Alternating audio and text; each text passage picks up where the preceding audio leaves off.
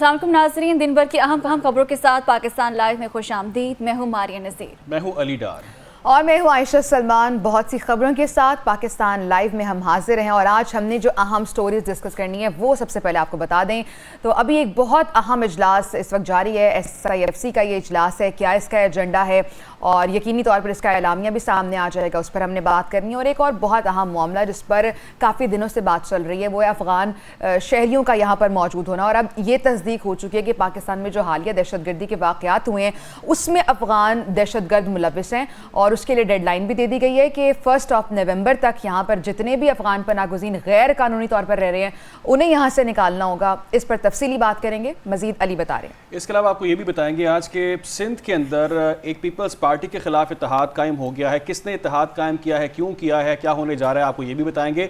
और खुर्शीद शाह का एक मशवरा सामने आया है, नवाज शरीफ साहब को उन्होंने मशवरा दिया, बहुत ही इंपॉर्टेंट मशवरा है, क्या है उसकी भी डिटेल्स आपके सामने रखें। ये मशवरे तो चलते रहेंगे। कराची में अगर बात करें तो वहाँ पर दूध महंगा हो चुका है तो आवाम जो कि पहले ही मुश्किलात का शिकार है उस पर मजीद मुश्किलात डाली जा रही हैं।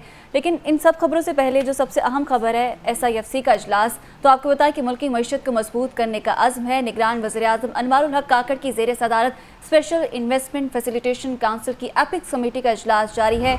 Army chief general Asim Munir भी शरीक इजलास में मुल्क में सरमायाकारी के लिए सहूलत का जायज़ा लिया जा रहा है। बिल्कुल, सऊदी अरब, चीन समेत खलीजी ममालिक की मुख्तलिफ मनसूबों में दिलचस्पी पर भी गौर किया जा रहा है। इसके अलावा इंफॉर्मेशन टेक्नोलॉजी से मुताल्लिक़ काबिल अमल जो मनसूबे हैं उनकी मंजूरी भी दी जाएगी इस इजलास के अंदर। और इसकी तमाम तर तफसीलात जो है वो जान लेते हैं। हमारे साथ मौजूद हैं नुमाइंदा खसूसी सदीक साजिद। सदीक साजिद, क्या तफसीलात है इस इजलास से मुताल्लिक़, कौन कौन से अहम फैसले आज किए जाएंगे?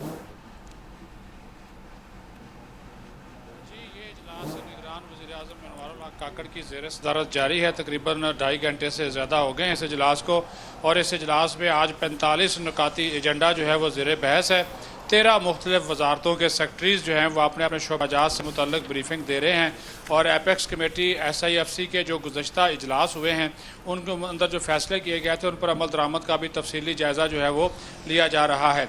Army chief general Syed Asim Munir, दीगर अस्करी हुकाम, सिविल इदारों के आला हुकाम, मुतल्लिक़ा वजारतों के सेक्रेटरीज और वज़रा, निगरान वज़रा आला भी आज के इजलास में जो है वो शिरकत कर रहे हैं। और इसमें जो है वो ख़ास तौर पर चीन, सऊदी अरब, UAE, कतर और दीगर खलीजी ममालिक की जानब से पाकिस्तान में मुख्तलिफ शोबाजात में जो सरमायाकारी के हवाले से मामलात हैं उसके ऊपर गौर व खौज किया जा रहा है। ख़ास तौर पर जो ये ममालिक जो हैं वो ग्वादर, साथ ही साथ मादनियात, इंफॉर्मेशन टेक्नोलॉजी और दीगर शोबों में जो है वो इज़हार दिलचस्पी दिखा रहे हैं, उस हवाले से भी आज तफसीली जो ब्रीफिंग मुतल्लिक़ा वजारतें जो हैं वो दे रही हैं।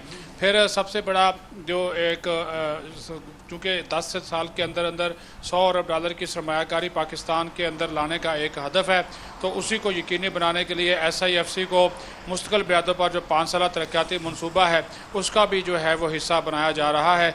और इस सिलसिले में जो सरमायाकारी बोर्ड है, साथ ही साथ फिर जो दीगर मुतल्लिक़ा इदारे हैं वो भी अपनी अपनी आज जो है वो ब्रीफिंग्स इस इजलास को देंगे। और फिर इसमें जो है वो ख़ास तौर पर जो गैर मुल्की सरमायाकारी को अट्रैक्ट करने के हवाले से मुख्तलिफ टैक्सेस में छूट देना और उनको मराद देना, सुरख फिक्ते का ख़ात्मा करना और फिर सूबों और वफाकी हुकूमत का साथ मिलकर चलना ताकि ये मनसूबे जल्द मुकम्मल हों और गैर मुल्की सरमायाकारों को ज़्यादा से ज़्यादा मराद देना, वो आज के एजेंडे का हिस्सा है। जी ठीक है, सदीक साजिद हमारे साथ ही मौजूद रहे। हम नाज़रीन को ये बता दें कि पाकिस्तान में जो हालिया दहशतगर्दी के वाक़यात हुए, अफ़गान दहशतगर्दों का जिहाद है। अफ़गान दहशतगर्द मुख्तलिफ गैर कानूनी सरगर्मियों में मुलव्वस हैं और चंद माह से पाकिस्तान में दहशतगर्दी की लहर में तेज़ी भी आई है।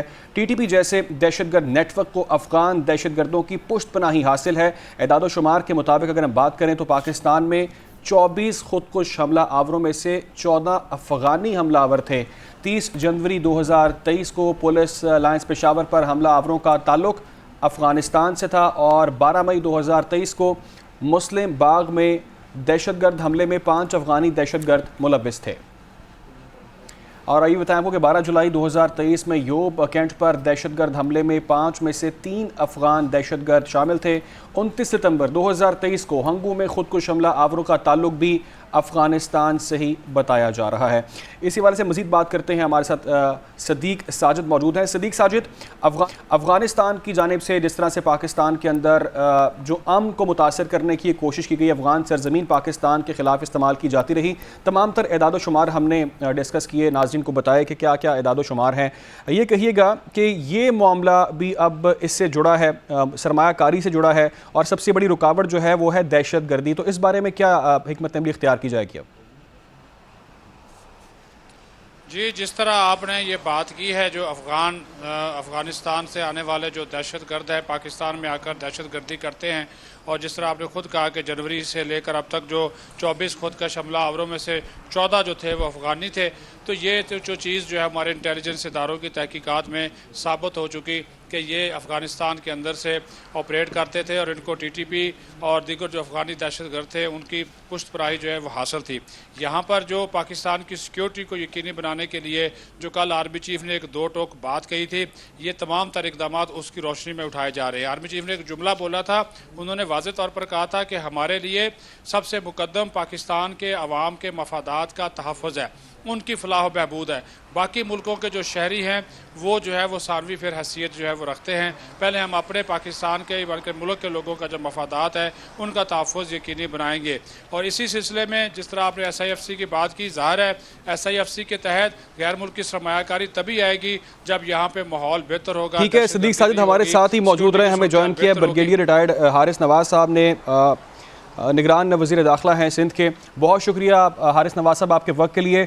सबसे इंपॉर्टेंट क्वेश्चन आपसे सबसे पहले करना चाहेंगे, जानना चाहेंगे, जिस तरह से जो गैर कानूनी तौर पर यहाँ पर गैर मुल्की मुकीम हैं पाकिस्तान में, उसके बाद हम देख रहे हैं उनके पास अब 27 दिन का वक्त बाकी रह चुका है, जिनको उसके बाद हम देख रहे हैं कि मुल्क बदर भी कर दिया जाएगा। अपने तमाम तर जो उनके असासे हैं उनको फ़रोख्त करने होंगे, और जो भी कारोबार वो कर रहे हैं उसको उन्हें बंद करना होगा। क्या इन 27 दिनों में ये तमाम तर अमल मुकम्मल हो सकता है, हो जाएगा?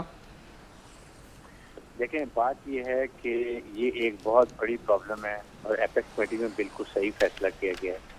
आई टोटली एंडोर्स इट, क्योंकि जिसकी वजह से हमने बहुत नुकसान उठाया है, और अब एनफ इज एनफ। यही फैसला सोचा गया है कि जी इनको 30 दिन का बहुत टाइम है। मुझे पता है बैरूनी मुल्कों में जब ये किया गया है तो इनमें इनको 3-4 दिन में सबको पैकअप करा के भेजा गया। आपके मुल्क की जो है सबसे पहले मुल्क है, उसके बाद कोई और बात, और इकॉनमी रिवाइव करने की यही तरीके जो दहशतगर्दी की लहर आई है उसके लिए भी ये जरूरी है कि तमाम जो भी इलीगल इमिग्रेंट्स हैं, चाहे वो किसी मुल्क के भी हैं, उनको यहाँ से निकाला जाए। उनकी जायदाद के लिए 30 दिन बहुत टाइम है, जायदाद को बेचें या पैसा है वो यहाँ पर इन्वेस्ट करने जो तरीका भी करना चाहते हैं। इसके बाद पहली नंबर के बाद ये सब सरकार जब्त कर लेगी। 3-4 दिन के बाद दूसरे मुल्कों में भेजा जाता है, मुझे मुल्क का नाम नहीं लेना चाहता, और वो वहाँ से निकले लोग अपना सब कुछ छोड़ के गए हैं। क्योंकि मुल्क के है तो हम सब हैं, इसलिए इसमें हमें बड़ी सख्ती से मरोगा। जो हुकूमत ने फैसला किया, सिंध हुकूमत इसके बाद बिल्कुल मनमान इस पर अमल करेगी।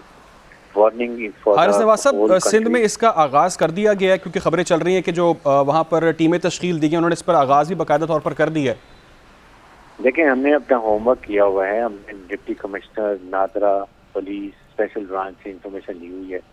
हमने तकरीबन 1500-1600 लोगों को डिपोर्ट भी किया है, पकड़ भी लिया उनको, और अभी भी हम और बहुत ज्यादा तादाद में हैं। अच्छा, गिरफ्तारी अमल में आ गई है? बिल्कुल गिरफ्तारी अमल में आई है, और हम उनको डिपोर्ट करने की तैयारी पूरी कर रहे हैं। ठीक है, ये अर्ज कर दीजिएगा हारिस नवाज साहब कि ये टास्क फोर्स जो तश्कील दी गई किस तरह से ऑपरेट करेगी, किस तरह से काम करेगी? इसमें इंटेलिजेंस के भी कुछ लोग शामिल होंगे, कानून नाफिज करने वाले इदारे भी इसमें काम कर रहे हैं, तो क्या इसमें नादरा से मदद ली जाएगी? पूरी टीम हमने बनाई है, जिसमें डिप्टी कमिश्नर है जो कि वो रेवेन्यू का इंचार्ज होता है, उसके बाद पुलिस है जो लॉ एंड ऑर्डर के लिए होती है, उसको नादरा का पूरा रिकॉर्ड होता है, स्पेशल ब्रांच को एजेंसीज हमारी है वो इन्फॉर्मेशन देती है कि सो इज रॉन्ग, इलीगल है, वेरीफाई किया है, फिर उसको नादरा में चेक होगा क्या उसके बाद कोई वैलिड डॉक्यूमेंट है नादरा का जो सर्टिफाइड है। अगर नहीं है दैट मींस इलीगल इमिग्रेंट, जिससे उसको पनाह दी हुई है उसको भी हम पकड़ेंगे। सबको पकड़ के उसके बाद हम इनको कलेक्टिव तरीके से बसों में बिठाएंगे, सिंध क्रॉस बॉर्डर कराएंगे, वहाँ से बलूचिस्तान की तरफ होंगे, हमारे भी रैप होंगे, लेकिन इनको बलूचिस्तान बॉर्डर से पार करेंगे। अरे साहब, और अगर दूसरे बलूचिस्तान के रास्ते डिपोर्ट किया जाएगा, ये भी खबर है, इसके बारे में बता सकते हैं आप? बिल्कुल, बलूचिस्तान का बॉर्डर ही लगता है, वहीं से हम इनको, उनकी टीम आएगी बलूचिस्तान की सिंध बॉर्डर के ऊपर जो आपके पास है, वहाँ पर उनको हम बस में भेजेंगे, निकलेंगे, यही बस में वो आगे जाएंगे, हमारा रैप भी साथ जाएगा ताकि ये कहीं रास्ते में ना उतरे बलूचिस्तान गवर्नमेंट का होगा और चमन के रास्ते इनको वहाँ से दूसरे मुल्क में भेज देंगे। अरे साहब, एक वेरी इंपॉर्टेंट क्वेश्चन जाली शनाख्ती कार्ड के हवाले से भी आपसे जानना चाहेंगे कि जो लोग इसमें मुलव्वस हैं, इसके अलावा ये पॉलिसी हमें क्यों बनाने की ज़रूरत पेश आई? क्या इसकी बड़ी वजह दहशतगर्दी को हम करार दे सकते हैं? क्योंकि हमने देखा कि सरफराज बुख्ती साहब भी ये बात कर रहे थे कि पाकिस्तान में गुज़िश्ता 24 खुदकुश हमलों में से 14 हमलों में अफगानिस्तान के जो लोग हैं वो मुलव्वस पाए गए। बिल्कुल, सरफराज बुख्ती साहब की बात ठीक थी। ये मेजर वजह है, ये खासतौर पर अफगान इलीगल इमिग्रेंट्स और इवन जो यहाँ पर रिफ्यूजीज हैं, महाजरीन हैं, वो भी पूरे पाकिस्तान में फैले हुए हैं। किसी मुल्क में नहीं होता कि महाजरीन कर रहे हो, बल्कि उनको एक जगह मार्क की जाती है, उस एरिया में कैंपों में रहते हैं, उससे आगे आने की इजाज़त नहीं होती है। लेकिन क्योंकि ये बहुत अरसा गुजर गया है, यहाँ पर रह रहे हैं, तो इस वजह से हमें ज़रूरत पेशी, हमने रियलाइज़ किया कि इसी में ट्रेनिंग पेशी भी है, इसमें सहूलतकार भी हैं। अफगानी जो 14 पकड़े गए हैं पिछले दहशतगर्द में, वो भी शामिल हैं। इसलिए हमें स्टेप देना पड़ा। हमने अफगान हुकूमत को बहुत जगह वार्निंग दी है कि आप अपनी सरजमीन किसी को इस्तेमाल नहीं करने, जो आपने कमिटमेंट की थी, इवन अमेरिकन से भी की थी, लेकिन वो पूरी नहीं कर रहे हैं। तो कहीं ना कहीं हमें स्टेप लेना है। हमने बहुत ईमानदारी कर ली है and we have decided enough is enough, अब they will have to go to their country. Pakistan में हम कोई भी ऐसी अब लोग जो बैठे हुए जो दहशत करते हैं, उनके लिए पाकिस्तान में कोई जगह नहीं रहेगी। हारिस साहब, गैर कानूनी मुकीम अफगानों में 51% खैबर पख्तूनख्वा में रिहाइश पजीर हैं। रवा बरस हमने देखा कि 3911 अफगान महाजरीन जराइम में मुलव्वस पाए गए। क्या समझते हैं खैबर पख्तूनख्वा के हालात कितना बड़ा चैलेंज होगा? देखिए, नॉट ओनली खैबर पख्तूनख्वा, बलूचिस्तान में भी बहुत ज़्यादा तादाद में अफगान है, और ये खास तौर पर खैबर पख्तूनख्वा मिली पार्टी जो है, जो ये महमूद अचकज़ई के, ये बड़ा इनको सपोर्ट करते हैं, जिनको इन्होंने कार्ड बना के वोटर बनाए हैं। इसमें हम बिला तफरीक हम एक्शन लेंगे। अगर कोई पॉलिटिकल पार्टी या पॉलिटिकल इंडिविजुअल वो भी इसमें इन्वॉल्व है, उसके खिलाफ भी कार्रवाई होनी चाहिए ताकि यहाँ पर वंस फॉर ऑल इसको क्लियर किया जाए। ये हमारे लिए बहुत प्रॉब्लम है। इन्हीं में ज़्यादा लोग जाके तवक्का, फिर उसके बाद खुद कुछ बम्बार, ये सब छुप पना लेते हैं। अब हमने ये कि जो पना लेगा या रखेगा, बिठाएगा, इनको उनके खिलाफ भी कार्रवाई की जाएगी। तो आई थिंक ये 30 दिन का बहुत बड़ा टाइम है, इसमें इनको समझ आनी चाहिए कि पाकिस्तान लीडर और इसमें तमाम सूबे इसके अंदर अमल करेंगे। अरे साहब, ये भी कहा जा रहा है कि जैसे कि हुकूमत ने अनाउंस किया कि जो भी ताउन करेगा, इनकी निशानदही करेगा, उसको इनाम दिया जाएगा और उसका नाम राज में रखा जाएगा। कितना इंपॉर्टेंट ये हो सकता है इसके अंदर? This a big incentive. I think ये इस वक्त जो टाइम गुजर गया, I think we have to physically इस पर एक्शन करने की जरूरत है और ये इंसेंटिव देना चाहिए ताकि चले, अगर कोई मुल्क पाकिस्तान की मदद कर रहा है, हुकूमत की मदद कर रहा है, तो उसमें we are all there to help them और उनको दोनों बेनिफिट होगा। जाहिर है बिल्कुल खामोशी रखी जाएगी, उस नाम छुपा के रखेंगे, नहीं दिखाएंगे ताकि किसी तरीके से भी उसको बाद में कोई उसकी इम्प्लीकेशन ना हो। तो I think that is a good step taken by the government. It's a very good step Haris साहब, लेकिन सबसे इंपॉर्टेंट क्वेश्चन ये है कि अब आगे का लाहेअमल क्या होगा ताकि मुस्तकबिल में कोई ऐसे जाली शनाख्ती कार्ड्स ना बन सके या सहूलतकारी ना हो सके ऐसे लोगों के खिलाफ? जो भी नादरा में काली पेड़े हैं, जो नादरा में किसी ने काम किया, उनकी अलग इंक्वायरी हो रही है। They will be kicked out of their service. और अब एक और फूल प्रूफ सिस्टम कर लेंगे, हमने बॉर्डर को सील कर लेंगे कि अब वीजे के बगैर कोई आ ही नहीं सकेगा। पहले एक राहदारियों पर भी आ जा सके, ये भी क्लियर करने की जरूरत है। आई थिंक अफगान को समझना चाहिए कि अगर हम इतनी मेहमानदारी करते हैं तो देन उनकी भी ऑब्लिगेशन है कि वो अपनी सरजमीन किसी को इस्तेमाल न करने, तो वो भी अब चाह रहे कि इसके अंदर वो सब चीज़ें शामिल हो जाए। अरे सब वेरी लास्ट क्वेश्चन, और वो ये है कि हमने कल देखा आर्मी चीफ का एक बड़ा ही स्ट्रॉन्ग मैसेज बयान सामने आता है जिसमें वो कहते हैं रियासत की रिट कायम करने के लिए किसी भी हद तक जाएंगे। क्या समझते हैं आप कि बिल्कुल एक क्लियर मैसेज दे दिया है कि ज़ीरो टॉलरेंस पॉलिसी होने जा रही है आइंदा से, ये इम्प्लीमेंट जब हो जाएगा मामला? आई थिंक कल एपेक्स कमेटी ने बड़ी क्लियर बात की है, इस पर कोई डाउट नहीं है। रेट ऑफ गवर्नमेंट कायम करने के लिए will go to any extent. Pakistan है तो सब चीज़ें हैं, और पाकिस्तान को कायम रखने के लिए हमें इन चीज़ों पर सख्ती से अमल करना है। इकॉनमी को रिवाइव करना है, दहशतगर्दी को ख़त्म करना है, और जो इसमें मुलव्वस पाए जाएंगे उनके खिलाफ कानून के मुताबिक कार्रवाई की जाएगी। ठीक है, हमारे साथ ब्रिगेडियर रिटायर्ड हारिस नवाज साहब मौजूद थे, सूबाई वज़ीर दाखिला है। बहुत शुक्रिया आपके वक्त के लिए हारिस नवाज साहब। आपने ये तमाम तर पहलुओं में बड़ा डिटेल हमें एक्सप्लेन किया और बताया कि पाकिस्तान की जानिब से अब ठोस और मुस्बत स्टेप्स लिए जाएंगे और डेफिनेटली जो डेडलाइन दी गई है उसके अंदर कोई रद्दबदल नहीं होगा और मुल्क बदर करने का ये अहम फैसला किया गया है। जो भी गैर कानूनी तरीके से यहाँ पर रहेगा, गैर मुल्की यहाँ पर मुकीम होगा, उसके पास अब 27 दिन का वक्त बाकी रह चुका है। उसके बाद उसको मुल्क बदर किया जाएगा। तमाम तर जो असासे हैं उनको फ़रोख्त करने की मोहलत दी गई है। अगर कोई कारोबार यहाँ पर कर रहा है तो उसे अपना कारोबार भी बंद करना होगा या उस हवाले से उसे सोचना होगा कि उसे क्या करना है, क्योंकि 27 दिनों में अब चंद ही वक्त बाकी है और इस कम टाइम के अंदर ये अहम फैसले होने हैं। इस पर अमल दरामद होगा या नहीं होगा, यकीनी तौर पर एक बहुत इंपॉर्टेंट इनिशिएटिव है। अली, पाकिस्तान है तो सब है और हमारा जो अमन है हमने उसको तरजीह दिया है और साथ ही साथ बड़े फैसले हो रहे हैं जो कि बड़े अहम है, वक्त की जरूरत है। ये बहुत पहले हो जाने चाहिए थे, लेकिन इट्स नेवर टू लेट अब हो रहे हैं। बहुत अच्छी बात है। और एक बहुत अहम सवाल जो मैं भी चाह रही थी कि ब्रिगेडियर साहब से हम करते, वो वज़ीर दाखिला इंटीरियर मिनिस्टर हैं। अफ़गान शहरी यहाँ पर बहुत अरसे से मुकीम है, जायदादें उन्होंने यहाँ ख़रीदी हुई हैं, पूरे बिज़नेस यहाँ सेट किए हैं जो गैर कानूनी आए थे। तो जो उनके सहूलतकार हैं, जो उनको पनाह देने वाले हैं, उनके खिलाफ क्या एक्शन हो सकता है? बिकॉज हारिस नवाज साहब ने ये मेंशन भी किया है कि जो उनकी मदद करेंगे या जो उनको पनाह देंगे उनके खिलाफ भी अब सख्त एक्शन होगा। इस पर भी हम बात करें। और एपेक्स कमेटी का जो इजलास इंतहाई अहम इजलास है, 45 निकाती इस इजलास का एजेंडा है। ये कल इजलास हुआ था और इसकी आपको डिटेल्स बता देते हैं कि गैर कानूनी मुकीम तारकीन वतन को पाकिस्तान छोड़ने के लिए 1 नवंबर की डेडलाइन दे दी गई है और डेडलाइन गुजरने के बाद बड़े एक्शन का भी कल ऐलान कर दिया गया था। अहम फैसले सामने आए हैं। गैर कानूनी मुकीम अफराद की जायदादें जब्त की जाएंगी और उन्हें डीपोर्ट कर दिया जाएगा। कोई भी पासपोर्ट के बगैर पाकिस्तान में अब कदम नहीं रख सकेगा। मुश्किलात के बावजूद आइन की अमलदारी यकीनी बनाने का भी ऐलान किया गया है। एपेक्स कमेटी के इजलास में जाली शनाख्ती कार्ड और कारोबार की जांच के लिए टास्क फोर्स कायम की गई है।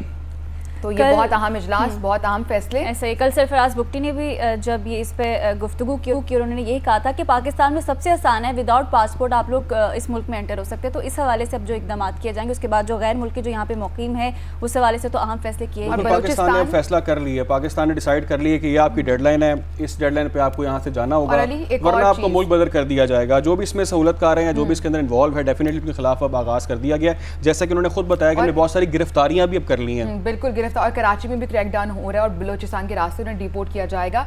यकीनन इसमें हमारा क्रेडिट सिक्योरिटी फोर्सेस को भी जाता है जो इस पर एक्शन ले रही हैं और इस पर एक्टिव हैं और उनका क्रेडिट बनता है। और अभी जो आपने फिगर्स बताए थे कि 24 जो हमारे यहाँ हमले हुए हैं हालिया चंद महीनों में, जो दहशतगर्द हमले हुए हैं, खुदकुश हमले, उनमें 14 अफगानी थे। यानी ये सिर्फ चंद महीनों की रिपोर्ट्स हैं। आप अगर पहले चले जाए, बिकॉज हम इतने सालों से मेहमान नवाजी कर रहे हैं, अगर हम उनका डेटा निकालें तो सोचें कि कितनी हमलों में वो मुलव्विस हो सकते हैं। अच्छा, एपेक्स कमेटी के इजलास की हम बात कर रहे हैं और नहायत अहमियत का ये हामिल इजलास है। इस इजलास में शिरकत की है army chief general Syed Asim Munir ने और वो शुरका से खिताब कर रहे थे। कल ये इजलास हुआ था। ज़राए के मुताबिक ये बताया गया है कि आर्मी चीफ ने कहा है कि हर एक पाकिस्तानी शहरी की जान और माल हमारे लिए सबसे मुकद्दम है।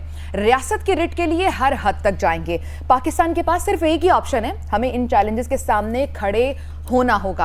आर्मी चीफ ने बहुत क्लियर स्टेटमेंट दी है। उन्होंने कहा है जो चैलेंजेस हैं हम उनके सामने खड़े होंगे, डट कर खड़े होंगे, मुकाबला करेंगे और रियासत की रिट को मुकम्मल तौर पर कायम किया जाएगा। शुरका से खिताब में उन्होंने नहायत ये क्लियर मैसेज दिया है और ये मेरा ख्याल है बहुत एक ज़रूरी चीज़ है, एक मैसेज जाना आपके सिक्योरिटी सरबराह की जानिब से कि हम लोग किसी भी सिचुएशन पे जो पाकिस्तानी शहरी है उसकी जानो माल का तहफ़्फ़ुज़ करेंगे और उनको सुपीरियर रखा जाएगा। इम्पैक्टफुल है जब अगर आपका सरबराह जो है इस तरह का बयान दे।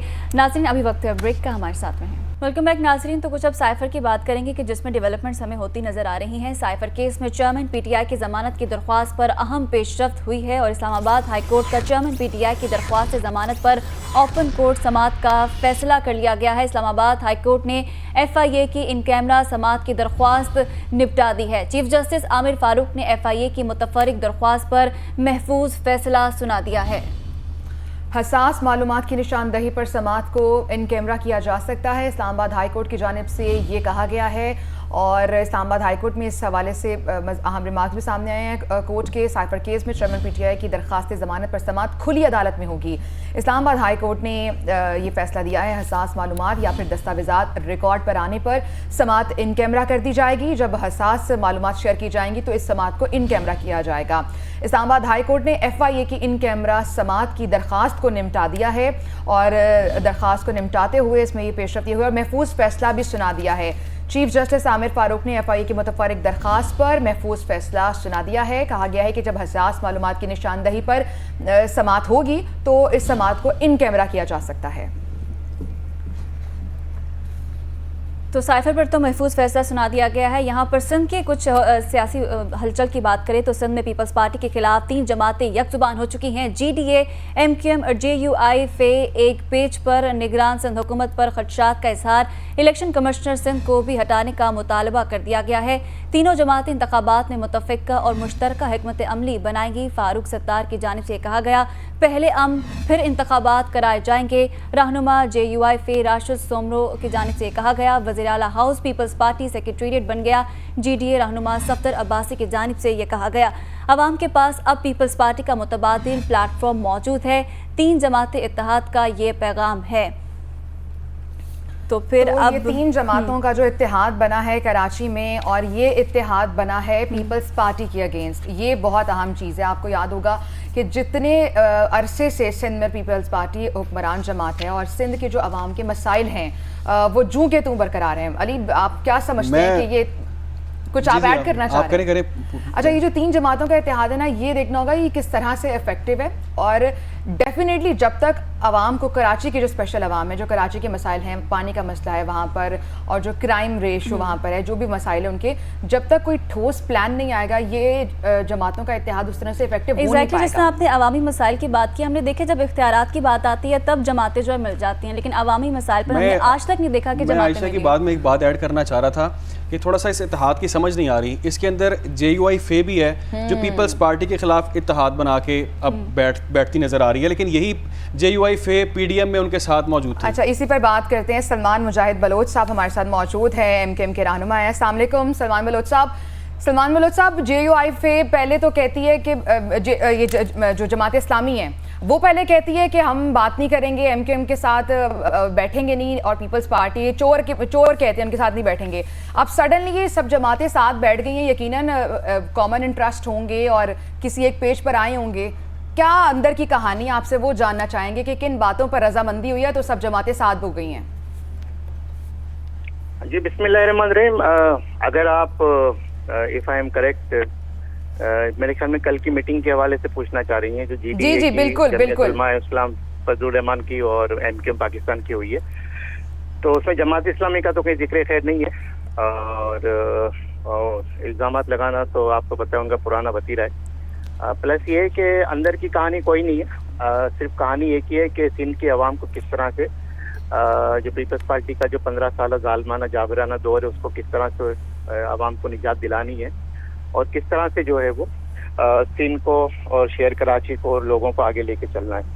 अगर मैं आपको थोड़ा सा पीछे ले जाऊं, 2 माह पहले जब सिंध में अपोजिशन लीडर की नामजदगी का इशू आया था तो उस वक्त MKM पाकिस्तान के MP ज़्यादा थे, उन्होंने अपना अपोजिशन लीडर लाने के लिए GDA से भी रब्ता किया था और मौलाना फजलुर रहमान ग्रुप के जो राशिद सोमरो साहब उनको भी जो है वो एतमाद में लिया था और MKM की जो राना अंसार MP थी उनको अपोजिशन लीडर बना दिया गया था। उसके बाद मजीद इसमें यह फैसला हुआ कि इस इत्तेहाद को जो है मजीद तक़वियत दी जाए। उसके बाद इसमें मुलाकातें भी हुई। बेसिकली जो इसमें जो फलसफा है वो ये है कि जो पिछला जो एक दीगर इलाकों में तो वो तमाम ऐसी जमातें जो उनके जुल्म का शिकार, उनको एक अच्छा सलमान बलोच साहब, ये जो आप जुल्म की बात कर रहे हैं ये भी तो मसला है कि जो सिंध के अवाम है वो समझते ही नहीं है कि हम पर जुल्म है। ऐसे भी लोग मौजूद हैं जो पीपल्स पार्टी को स्टिल वोट करते हैं और वहाँ पर उनकी हुकूमत है सिंध में।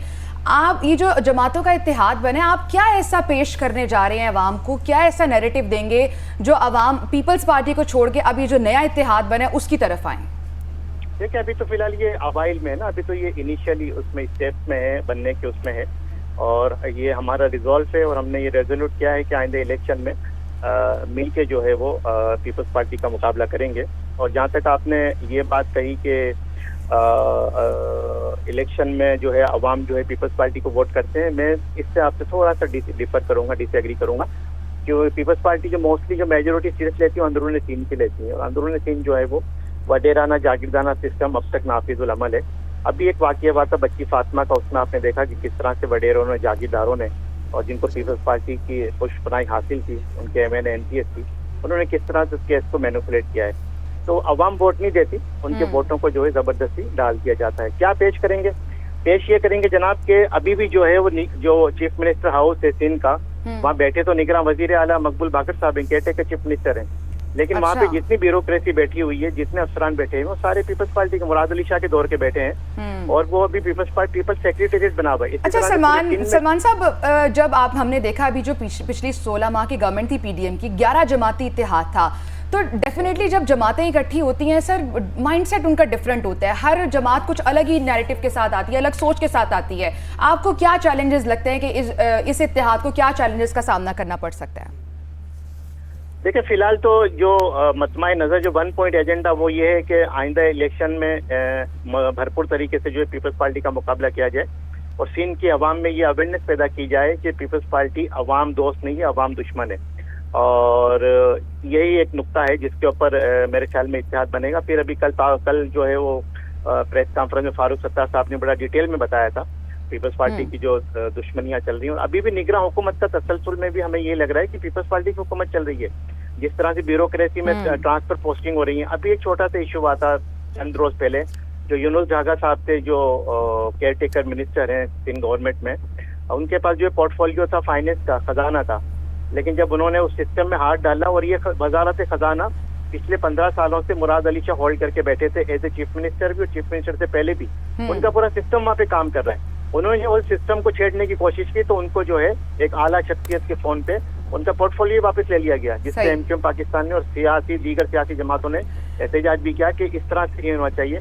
और वजीर आला सिंध से निगरान वजीर आला से मिले, उनको भी ये बावर कराया, और जो रिजर्वेशन है इस हवाले से वो भी बताई गई है। अच्छा सलमान साहब, JUIFA का स्टेटमेंट आता है, वो कहते हैं कि हमारी पहली तरजीह मईशत है। इलेक्शन पर अभी हम बात नहीं करेंगे, तो इत्तेहादी जमात है, उनकी ये जो भी ये पॉलिसी है, जो ये बयान है, इसको कंसीडर करते हैं आप, सेकंड करते हैं, या आप खुद मुत्तफिक हैं कि इलेक्शन पहली प्रायोरिटी नहीं है और पहली प्रायोरिटी हमारी मईशत होनी चाहिए? देखिए, सबसे प्रायोरिटी तो हमारी मईशत ही है, इकोनॉमी भी है, और ये सही आप सेकंड कर रहे हैं, JUIFA के स्टेटमेंट को आप सेकंड कर रहे हैं। नहीं, आप मेरे मुंह में अपने वर्ड्स ना पुट अच्छा सर, प्लीज कंप्लीट, मेरा जुमला ले लें पूरा, मेरा जुमला ले लें पूरा ना। मुल्क पाकिस्तान की अवाम की जो मईशत है वो सबसे पहली प्रायोरिटी है, लेकिन MQM की अपनी एक सियासी पॉलिसी है, सियासी स्ट्रेटजी है। MQM पाकिस्तान आइन और कानून के मुताबिक इलेक्शन पे यकीन रखती है, और हमारा यही मुतालबा है कि जैसे प्रोसेस अभी चल रहा है, हल्का बंदियां जो अनाउंस हो गई हैं अबूरी, बिल्कुल इनको मुकम्मल करके इलेक्शन होना चाहिए। अब वो जनवरी में हो या फरवरी में हो, लेकिन as soon as possible election होना चाहिए। और मईशत के लिए जो क्रैकडाउन हो रहा है वो सही सिमत में जा रहे हैं, वो आप बिल्कुल सही हो रहे हैं फैसले? बिल्कुल, हम सेकंड करते हैं, और हम खराज तहसीन भी पेश करते हैं chief of army staff general Salman साहब, last question with due respect, MQM जैसे हमने देखा माजी में टूट फूट का शिकार रही, और फाइनली चले अब सब एक पेज पर आए हैं, एक टेबल पर बैठे हैं। अब मजीद आपको लग रहा है कि अंदर सब हम ख्याल हैं लोग, और वो इस इत्तेहाद को सेकंड करते हैं, और कोई अंदरूनी मसाइल दोबारा नहीं MQM को फेस करने पड़ेंगे? बिल्कुल नहीं, अल्हम्दुलिल्लाह, ना अब कोई अंदरूनी मसाइल है, ना आइंदा कोई अंदरूनी मसाइल होंगे। आप देखेंगे एक मुनज़्ज़म, मुत्तहिद और एक कामयाब MQM आपको आने वाले दिनों में नजर आएगी। चलें, wish you good luck. Salman Mujahid Baloch साहब हमारे साथ मौजूद थे, मुत्तहिदा कौमी मूवमेंट पाकिस्तान हैं, और ये जो 3 जमाती इत्तेहाद हुआ है कराची में उसका हिस्सा हैं, और जिस तरह से उन्होंने बात की कि JUIFA के जो स्टेटमेंट सामने आती है इलेक्शन के हवाले से कि इलेक्शन पहली प्रायोरिटी नहीं है, हमारी प्रायोरिटी मईशत है, उस पर उन्होंने थोड़ी गोलमोल बात किया, आपने सुना होगा। आप हंसी मारिया, ऐसा ही पार्टी का पीपल्स पार्टी, बिल्कुल वो गढ़ है, तो यानी उनको अपने गढ़ से निकालने के लिए आपकी प्लेट में कुछ बहुत अच्छा होना चाहिए आवाम को प्रेजेंट करने के लिए। अच्छा, एक और खबर है कि इसका जवाब हम जरूर आपको बाद में देंगे। एक और खबर है कि शाहिद हक्कान अब्बासी ने मुल्क में नई पार्टी को ज़रूरत करार दे दिया है, और शाहिद हक्कान अब्बासी की लंदन में नवाज शरीफ से मुलाकात हुई है। मीडिया से गुफ्तगू करते हुए शाहिद हक्कान अब्बासी का कहना था कि नवाज शरीफ से 35 साल का ताल्लुक है, मैं इस्तकबाल का कायल नहीं हूँ, पार्टी के किसी लीडर के हवाले से मेरे कोई तहफ़्फ़ुज़ात नहीं, नवाज शरीफ की वापसी के हवाले से की गई मुशावरत में शामिल नहीं था। और साथ ही साथ उन्होंने कहा कि 9 मई के वाक़यात में मुलव्विस अफराद के खिलाफ कार्रवाई हुकूमत की जिम्मेदारी है। आपको बताएं कि शाहिद हक्कान अब्बासी ने मुल्क में नई पार्टी को ज़रूरत करार दे दिया है। शाहिद हक्कान अब्बासी की लंदन में नवाज शरीफ से मुलाकात के बाद मीडिया से गुफ्तगू हुई है और उनका कहना था कि नवाज शरीफ से 35 साल का ताल्लुक़ है, मैं इस्तकबाल का कायल नहीं हूँ, उनकी जानिब से कहा गया। और साथ ही साथ कहा कि पार्टी के किसी लीडर के हवाले से मेरे कोई तहफ़्फ़ुज़ात नहीं हैं, नवाज शरीफ की वापसी के हवाले से की गई मुशावरत में शामिल नहीं था, ये कहा गया है शाहिद हक्कान अब्बासी की जानिब से। राना एहसान हमारे साथ मौजूद है, रहनुमा मुस्लिम लीग नून। राना एहसान साहब, बहुत शुक्रिया आपके वक्त का। सबसे पहले तो शाहिद हक्कान अब्बासी के बयान के हवाले से आपसे पूछेंगे कि क्यों उनको ऐसा लगता है कि इस वक्त मुल्क में एक नई सियासी जमात होनी चाहिए, और साथ ही साथ उन्होंने एक इसको गिला कहें या कोई बात कहें कि उन्होंने कहा है कि नवाज शरीफ की मुशावरत में वो शामिल नहीं थे, तो इस हवाले से क्या कहेंगे आप? बिस्मिल्लाहिर्रहमानिर्रहीम। अगर आप उनका बयान गौर से सुने तो वो ये कहते हैं कि मुल्क के अंदर मिसाक मईशत और मिसाक जमहूरियत को रिन्यू करने की ज़रूरत है। अगर ये नहीं होता तो फिर नई जमात की ज़रूरत है। तो ये उनका जो है वो कहना है, उनका अपना पॉइंट ऑफ व्यू है, वो दे सकते हैं। लेकिन हम समझते हैं कि पार्टी के अंदर रहते हुए अगर वो ये आवाज़ उठाएं और अपना मौक़िफ़ उठाएं वो बेहतर होगा। हमारे लिए वो काबिल एहतराम भी हैं और पार्टी के लिए उनकी बहुत सारी मेहनत है। तो उनका पॉइंट ऑफ व्यू बिल्कुल वहाँ है मौजूद, लेकिन ये तो आप उनसे पूछें कि वो क्या करना चाहते हैं। हमारा मौक़िफ़ तो यही है कि वो अभी तक जमात का हिस्सा हैं, असासा है पार्टी का, और उनको अपने एतराज़ात पार्टी के अंदर डिस्कस करने चाहिए। अच्छा राना एहसान साहब, साथ ही रहेगा दो अहम डेवलपमेंट्स है, वो भी नाज़रीन के साथ शेयर करनी है, फिर इस पर आपका पॉइंट ऑफ व्यू लेंगे कि खुर्शीद शाह साहब ने नवाज शरीफ को पाकिस्तान आने का मशवरा दे दिया है। मियाँ साहब आप डरे नहीं, आ जाएं। खुर्शीद शाह ने मजीद कहा कि जेल जाएंगे तो भी हीरो बनकर जाएंगे, अगर सज़ा है तो इसके खिलाफ अपील भी है। शेख खुर्शीद शाह की जानिब से ये कहा गया, रास्ता भी है और आपको मिल जाएगा। मजीद कहा कि मियाँ साहब हुकूमत चाहते हैं तो हम देंगे, इलेक्शन तो करवाएं। खुर्शीद शाह ने नून लीग और फजल रहमान को अंधेरे के सिवा कुछ नहीं मिलेगा, ये उनकी जानिब से कहा गया है। तो अहम बयान खुर्शीद शाह की जानिब से। राना एहसान साहब, इस पर आप क्या कहेंगे? खुर्शीद शाह ने जो है ये मशवरा दिया है, उस वक्त क्यों नहीं ये मशवरा दिया गया जब आपका एक पीडीएम का इत्तेहाद था? जो खुर्शीद साहब ने मशवरा दिया है, अगर वो ना भी देते तो मियाँ साहब तो वापस आ रहे हैं 21 अक्टूबर को, लेकिन ना मियाँ साहब किसी से डरते हैं और गिरफ्तारी से तो कतई नहीं डरते। आपको याद होगा कि जब उनकी बेगम कुलसूम नवाज साहिबा बिस्तरे मर्ग पे थी तो उनको सजा हो गई थी पाकिस्तान में उनकी गैर मौजूदगी में। ये जानते हुए कि उनको गिरफ्तार कर लिया जाएगा, वो लंदन से खसूसी तौर पे गिरफ्तारी देने आए थे।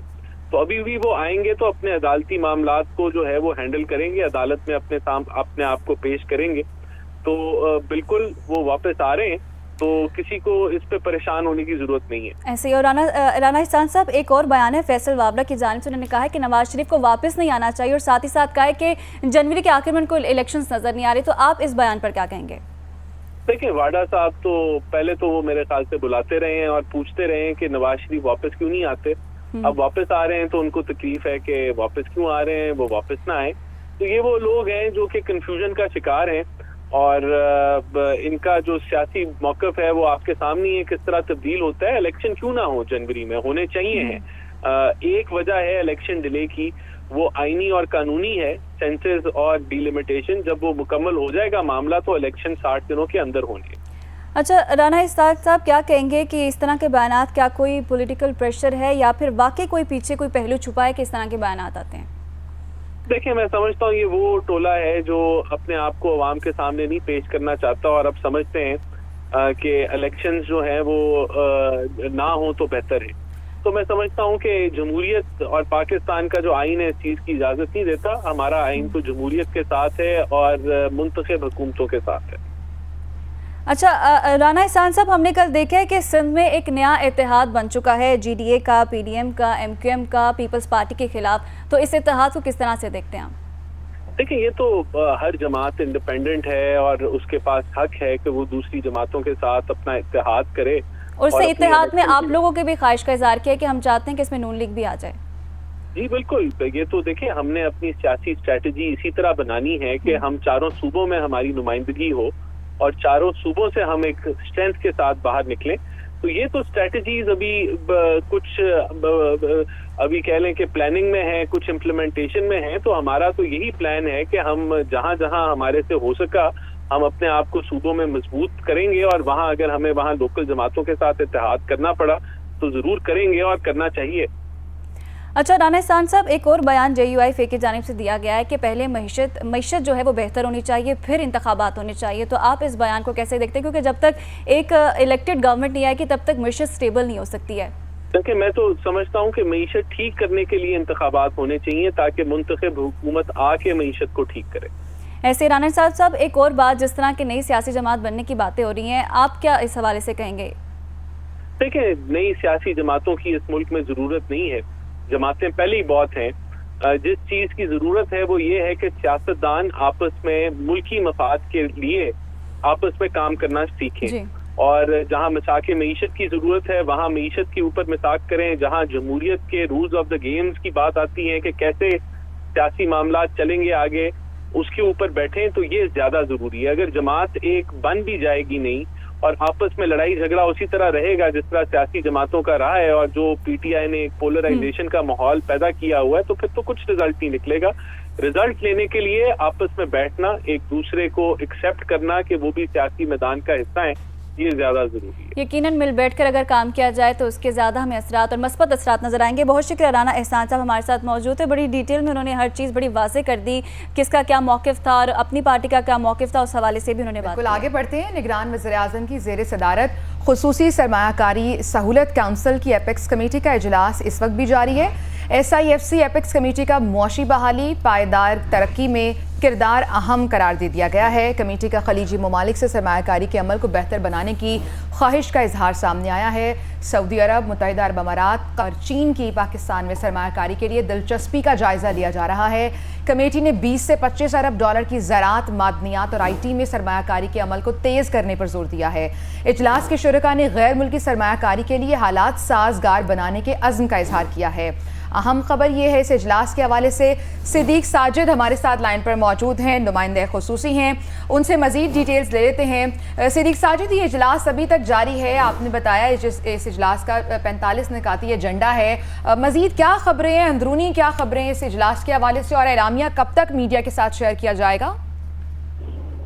जी, अभी इजलास 3 घंटे से ज्यादा वक्त से जारी है और इस इजलास में जिस तरह मैंने आपको बताया कि 13 मुख्तलिफ वजारतों के जो सेक्रेटरीज हैं वो अलग अलग है ब्रीफिंग्स अपने अपने शोबाजात से मुतल्लक दे रहे हैं। इसी वजह से इजलास फौरत इख्तियार कर गया है। लेकिन आज इजलास में एक बड़ी अहम बात की गई कि सऊदी अरब, मुत्तहिदा अरब अमारात, कतर और चीन, ये वो ममालिक हैं जो कि पाकिस्तान में आइंदा 3 से 5 सालों के दौरान 20 से 25 अरब डॉलर की सरमायाकारी, ज़राअत, मादनियात और IT शोबों में बिल्कुल करने को तैयार है और इन शोबाजात के लिए उनके वफूद पाकिस्तान का दौरा भी कर चुके हैं।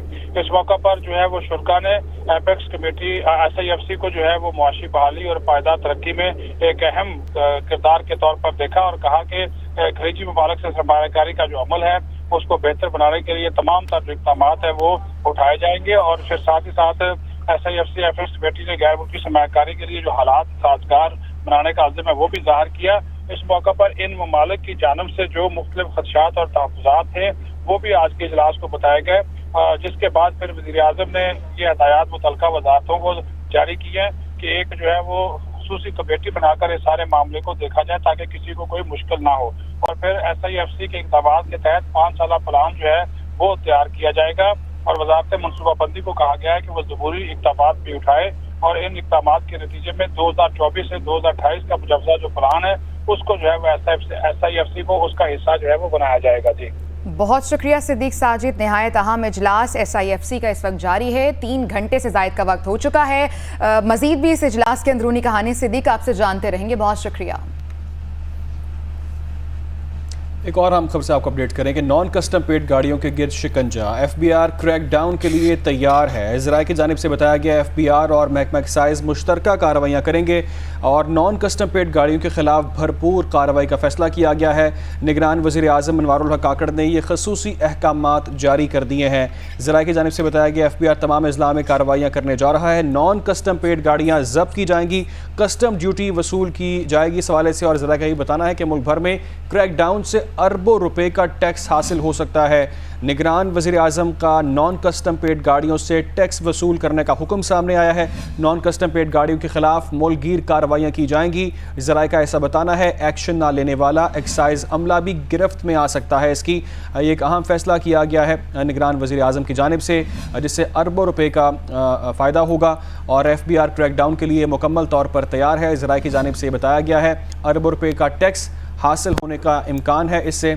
और मज़ीद तफसीलात इस हवाले से ये हैं कि एक्शन ना लेने वाला एक्साइज अमला भी इसकी गिरफ्त में आ सकता है और गिरफ्त में आएगा अगर वो एक्शन नहीं लेगा। इसी पर बात करते हैं, गुलाम मुर्तज़ा हमारे साथ मौजूद हैं, ब्यूरो चीफ इस्लामाबाद है। गुलाम मुर्तज़ा, क्या फ़ैसला किया गया है, क्यों किया जा रहा है और कब किया जाएगा?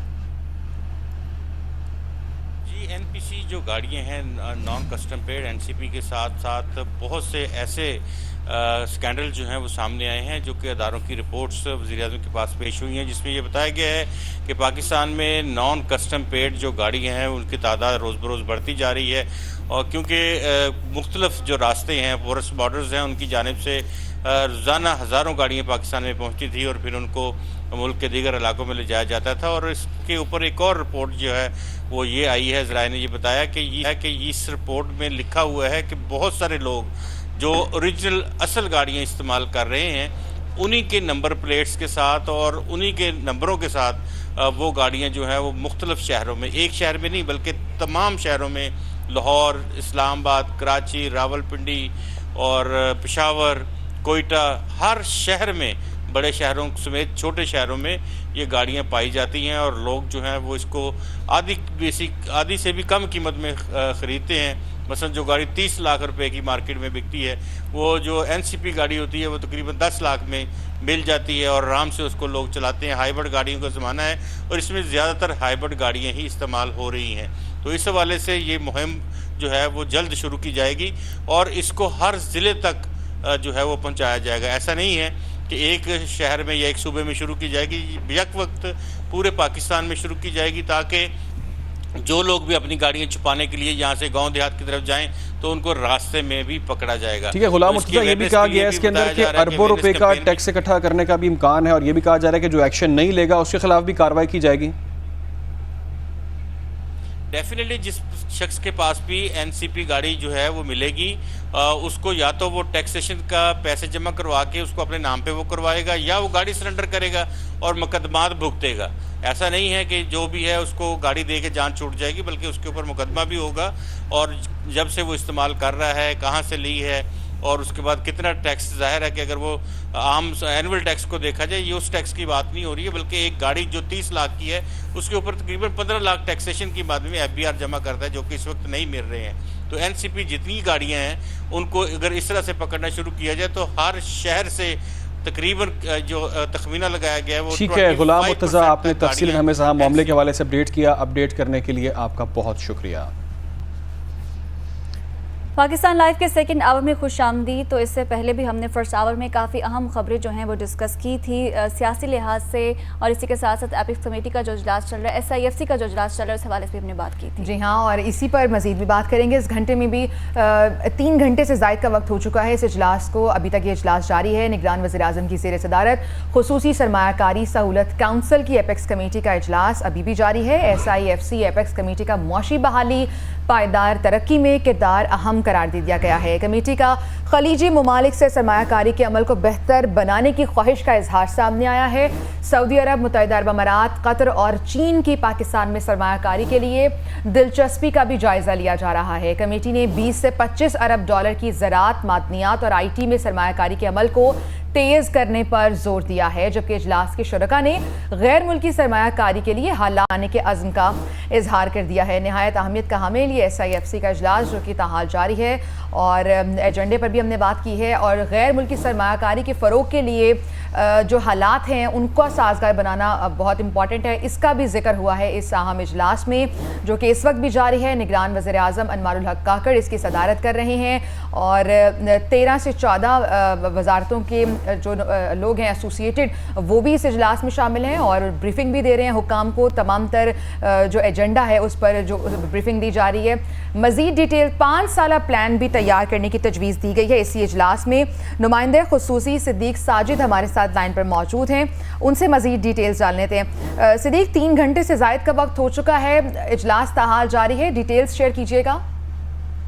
जी, मैं आपको अपडेट दे दूं कि 3.5 घंटे तक जारी रहने के बाद SIFC की एपेक्स कमेटी का इजलास जो है वो खत्म हो गया है और अब से थोड़ी देर बाद इसके फैसलों की तफसीलात जो है वो जारी कर दी जाएगी। एक बड़ा फैसला ये हुआ कि गैर मुल्की सरमायाकारी के फ़रोग के लिए तमाम रुकावटें दूर की जाएगी और इस सिलसिले में जो मुतल्लिका ममालिक के सरमायाकारों की शिकायत और कुछ तहफ़्फ़ुज़ात मुख्तलिफ वज़ारतों से मुतल्लिक थे, उन सबको हदायत जारी की गई है कि इस तरफ तवज्जो दें और वन विंडो ऑपरेशन के तहत तमाम गैर मुल्की सरमायाकारों, इंफरादी हों या कंपनियाँ हों, उन सबको जो है वो यकसा जो मौके हैं वो भी फराहम किए जाएँ और इस हवाले से उनके साथ पाकिस्तानी कवानीन के मुताबिक तरीक़ाकार तय किया जाए। दूसरा, SIFC के जो तमाम तर इक़दाम हैं उनको 5 साला मनसूबे का हिस्सा बनाया जा रहा है। 2024 तक 2028 का मुजव्वज़ा प्लान जो 5 साला होगा उसमें SIFC के इक़दाम जो हैं उसका वो शामिल होगा और इस सिलसिले में वज़ारत मनसूबा बंदी को तमाम तर ज़रूरी इक़दाम उठाने की हदायत जारी कर दी गई है। और फिर गैर मुल्की सरमायाकारी के लिए जो हालात साजगार बनाने का भी आज एपेक्स कमेटी ने अज़म ज़ाहिर किया है और ख़ास तौर पर जो ज़राअत, मादनियात और IT के शोबा जात हैं वहाँ पर तकरीबन 3 से 5 सालों में 20 से 25 अरब डॉलर की सरमायाकारी सऊदी अरब, UAE, कतर और चीन की जानब से की जाएगी। इस सिलसिले में इन ममालिक के गैर मुल्की सरमायाकारों को तमाम तर जो सहूलियात जो है वो वन विंडो ऑपरेशन के तहत फराहम की जाएंगी और इस बारे में जो सरमायाकारी बोर्ड, वज़ारत मनसूबाबंदी और दीगर मुतल्लिका वज़ारतें मिलकर जो है वो काम करेंगी। इसी दौरान ये बात भी बताई गई कि खलीजी ममालिक से सरमायाकारी का जो अमल है उसको बेहतर बनाने के लिए तमाम तर इक़दाम उठाए जाएंगे।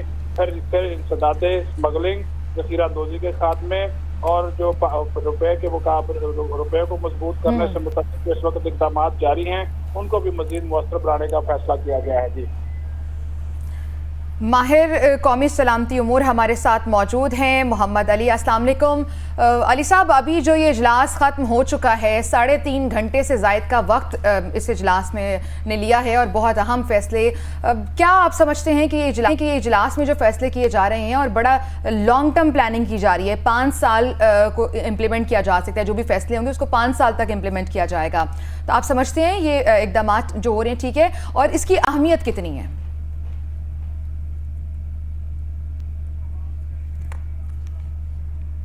मोहम्मद अली को भी आवाज़ नहीं हमारी पहुंच पा रही है, उनसे दोबारा कांटेक्ट करेंगे। सिद्दीक साजिद हमारे साथ मौजूद हैं, अभी सिद्दीक साजिद से भी रब्ता करेंगे। आपको बता रहे हैं इस इजलास के हवाले से कमेटी का, एपेक्स कमेटी का इजलास है, SIFC की एपेक्स कमेटी का, और जो पायदार तरक्की में अहम किरदार का भी जिक्र किया गया है। इसके अलावा जो मुआशी बहाली का जो प्लान दिया गया है और गैर मुल्की सरमायाकारों को जो दावत दी जा रही है, जो चीन का जिक्र किया गया, सऊदी अरब का जिक्र किया गया, UAE का जिक्र हुआ और उनको उनकी वहाँ से सरमायाकारी यहाँ आना बहुत अहमियत के हामिल है। मोहम्मद अली है हमारे साथ मौजूद हैं, कौमी सलामती उमूर के माहिर हैं। अस्सलाम वालेकुम अली साहब, आवाज़ आ रही है आपको? अच्छा अली साहब, ये SIFC का जो इजलास है 45 निकाती एजेंडा, और ये भी कहा जा रहा है कि जो भी फैसले हो रहे हैं, जो इकदाम हो रहे हैं, वो 5 साल तक उनको इम्प्लीमेंट किया जाएगा। कितनी अहमियत का हामिल है ये जो इजलास है SIFC का जो अब ख़त्म हो चुका है? शुक्रिया। देखिए कि 3 मामलात हैं वो बहुत अहम हैं। पहली बात तो ये है कि हमारे जो फॉरेन इन्वेस्टर्स हैं उनका बहुत ये कंसर्न रहा है पाकिस्तान में जो है और उनको 30-35 इदारों से डील करना पड़ता है। इवन चीन भी जो है, जो हमारा करीब है और CPEC पे उसने तो कुछ पाई करती है। जी अली साहब, आपकी आवाज़ ठीक नहीं आ रही है, कुछ इसमें डिस्टॉर्शन है, वो ठीक करते हैं। फॉरेन इन्वेस्टर का आपने जिक्र किया जो कि बहुत अहम एक पॉइंट है।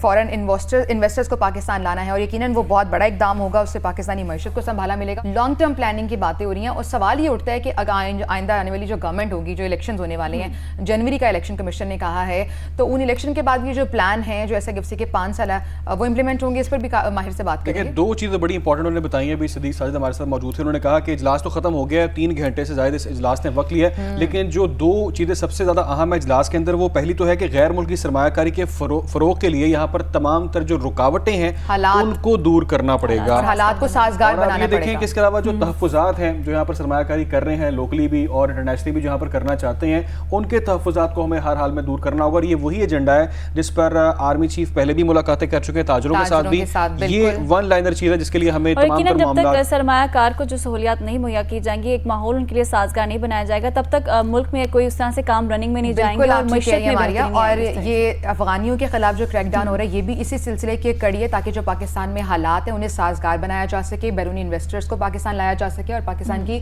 मईशत को संभाला दिया जा सके। लॉन्ग टर्म प्लान है, हम उम्मीद करते हैं इस प्लान पर अमल दरामद भी होगा और पाकिस्तानी मईशत आने वाले चंद सालों में एक अच्छी जगह पर स्टैंड करेगी। बिल्कुल। अफगानिस्तान के हवाले से अगर बात करें तो पाकिस्तान में जो हालिया दहशतगर्दी है उसमें अफगान दहशतगर्दों का एक बहुत बड़ा हाथ है। अफगान दहशतगर्द मुख्तलिफ गैर कानूनी सरगर्मियों में मुलव्विस पाए गए हैं। चंद माह से पाकिस्तान में दहशतगर्दी की लहर में तेज़ी से इजाफा हुआ। TTP जैसे दहशतगर्द नेटवर्क को अफगान दहशतगर्दों की पुष्ट पनाही हासिल है। एदाद शुमार ये बताते हैं कि पाकिस्तान में 24 खुदकुश हमला आवरों में 14 अफगानी हमलावर थे। 30 जनवरी 2023 को पुलिस लाइन्स पेशावर पर हमला आवरों का ताल्लुक अफगानिस्तान से था। 12 मई 2023 को मुस्लिम बाग में दहशतगर्द हमले में 5 अफगानी दहशतगर्द मुलव्विस थे। 12 जुलाई 2023 में योब कैंट पर दहशतगर्द हमले में 5 में से 3 अफगान दहशतगर्द शामिल थे। 29 सितंबर 2023 को हंगू में खुदकुश हमला आवरों का ताल्लुक भी अफगानिस्तान से निकला है। तो ये वो तमाम तर ताने बाने हैं, ये वो तमाम तर लिंक्स हैं, ये अगर आप डॉट्स कनेक्ट करें तो ये तमाम तर चीज़ें आखिरकार अफगान सरजमीन पे आती हैं जो पाकिस्तान के ख़िलाफ़ दहशतगर्दी में जगह इस्तेमाल होती है। और इसका तहफ़्फ़ुज़ात का इजहार आर्मी चीफ कई बार कर चुके हैं। इससे पहले हमने देखा कि हमारे निगरान वज़ीर आज़म अनवारुल हक काकड़ भी ये बात कर रहे हैं। तो finally we have decided that कि अब हमने इसको रोकना है और अब जो हम मेहमान नवाजी भी कर रहे थे वो अब हमें खत्म करनी होगी। एक बात तो हमें सबको कमिट करनी पड़ेगी, कन्फेस करनी पड़ेगी, the damage has been done. बहुत अरसे से अफगानी यहाँ पर मौजूद हैं। चलें, इट्स नेवर टू लेट, अब इनके खिलाफ क्रैकडाउन हो रहा है और इसलिए फैसले लिए गए हैं ताकि जो रिपोर्ट सामने आ रही हैं, जो दादोशुमार सामने आ रहे हैं और ये जो सामने आ रहा है कि दहशतगर्दी के पीछे कौन मुलव्विस है, डॉलर दहशतगर्दी के पीछे कौन मुलव्विस है वो तो बात हो रही है, उस पर फैसले भी हो रहे हैं। डॉलर के हवाले से भी कुछ खबरें, आप क्या बताने वाले? जी हाँ, तो डॉलर की चलें बात करते हैं कि डॉलर के बाद, हाँ जी ठीक है, यहाँ डॉलर के बाद भारतीय करेंसी की स्मगलिंग का इंकशाफ हो चुका है। कस्टम्स हुकाम ने कराची एयरपोर्ट पर कार्रवाई करते हुए बुक पोस्टल पार्सल से 3 लाख रुपए से ज़ायद मालियत की भारतीय करेंसी बरामद कर ली है। बुक पोस्टल पार्सल कराची से नेपाल के लिए मोहम्मद साजिद नामी शहरी ने बुक कराया था। कराची एयरपोर्ट पर बुक पोस्टल पार्सल से 3 लाख से ज़ायद की भारतीय करेंसी बरामद हुई है। नेपाल के लिए मोहम्मद साजिद नामी शहरी ने ये बुक कराया था, कराची से बुक कराया था। भारतीय करेंसी बुक्स के दरमियान छुपाई गई थी। भारतीय करेंसी जब्त करके तहकीकात का दायरा कार भी वसी कर दिया गया है। कस्टम्स हुकाम का ऐसा बताना है 3 लाख से ज़ायद भारतीय करेंसी बरामद हुई है उस बॉक्स में से, पार्सल में से, जो कि कराची से नेपाल के लिए ले जाया जाना था। भारतीय करेंसी बुक्स के दरमियान छुपाई गई थी, कस्टम्स हुकाम ने ये बताया है। उधर FIA commercial banking circle Peshawar और कंपोजिट सर्कल कोहाट ने कार्रवाई की है और कार्रवाई करते हुए हवाला हुंडी और गैर कानूनी करेंसी एक्सचेंज में मुलव्विस 6 मुल्जिमान को गिरफ्तार कर लिया है। मुल्जिमान बगैर लाइसेंस के मनी चेंजर का कारोबार कर रहे थे। मुल्जिमान के खिलाफ मुकदमा भी दर्ज करके तफ्तीश का आगाज़ कर दिया गया है। गिरफ्तार मुल्जिमान बगैर लाइसेंस के काम कर रहे थे और मनी चेंजर का उनका कारोबार था। उनसे 54,49,000 रुपये बरामद हुए हैं। हवाला हुंडी, पेशावर और गैर कानूनी करेंसी एक्सचेंज में मुलव्विस 6 मुल्जिमान को गिरफ्तार कर लिया गया है। FIA ने ये कामयाब कार्रवाई की है। बिल्कुल, मुल्जिमान से 54,49,000 बरामद किए गए हैं। पेशावर में हवाला हुंडी और गैर कानूनी करेंसी एक्सचेंज में मुलव्विस 6 मुल्जिमान गिरफ्तार किए गए। गिरफ्तार मुल्जिमान बगैर लाइसेंस के मनी चेंजर्स का काम कर रहे थे और इस हवाले से अब मुकदमात जो है वो भी दर्ज किए जा चुके हैं। पेशावर, हवाला हुंडी और गैर कानूनी करेंसी एक्सचेंज में मुलव्विस 6 मुल्जिमान को गिरफ्तार कर लिया गया है। FIA की जानिब से तमाम तर एदाद शुमार जारी कर दिए गए हैं। 54,49,000 रुपये, 25,000 और 500 की रकम सामने आ रही है। पेशावर में हवाला हुंडी और गैर कानूनी करेंसी का यहाँ मामला है, जिस हवाले से अहम कार्रवाई की गई है और ये तफसीलात सामने आ रही हैं। और अली, ये वो काली भेड़ें हैं जो कि हमारी मईशत को खोखला कर रही हैं। इसी पर मज़ीद तफसीलात जानेंगे। उमैर यासिर से हमारे साथ मौजूद हैं। उमैर, 6 मुल्जिमान को गिरफ्तार कर लिया गया है, मज़ीद क्या डिटेल्स हैं?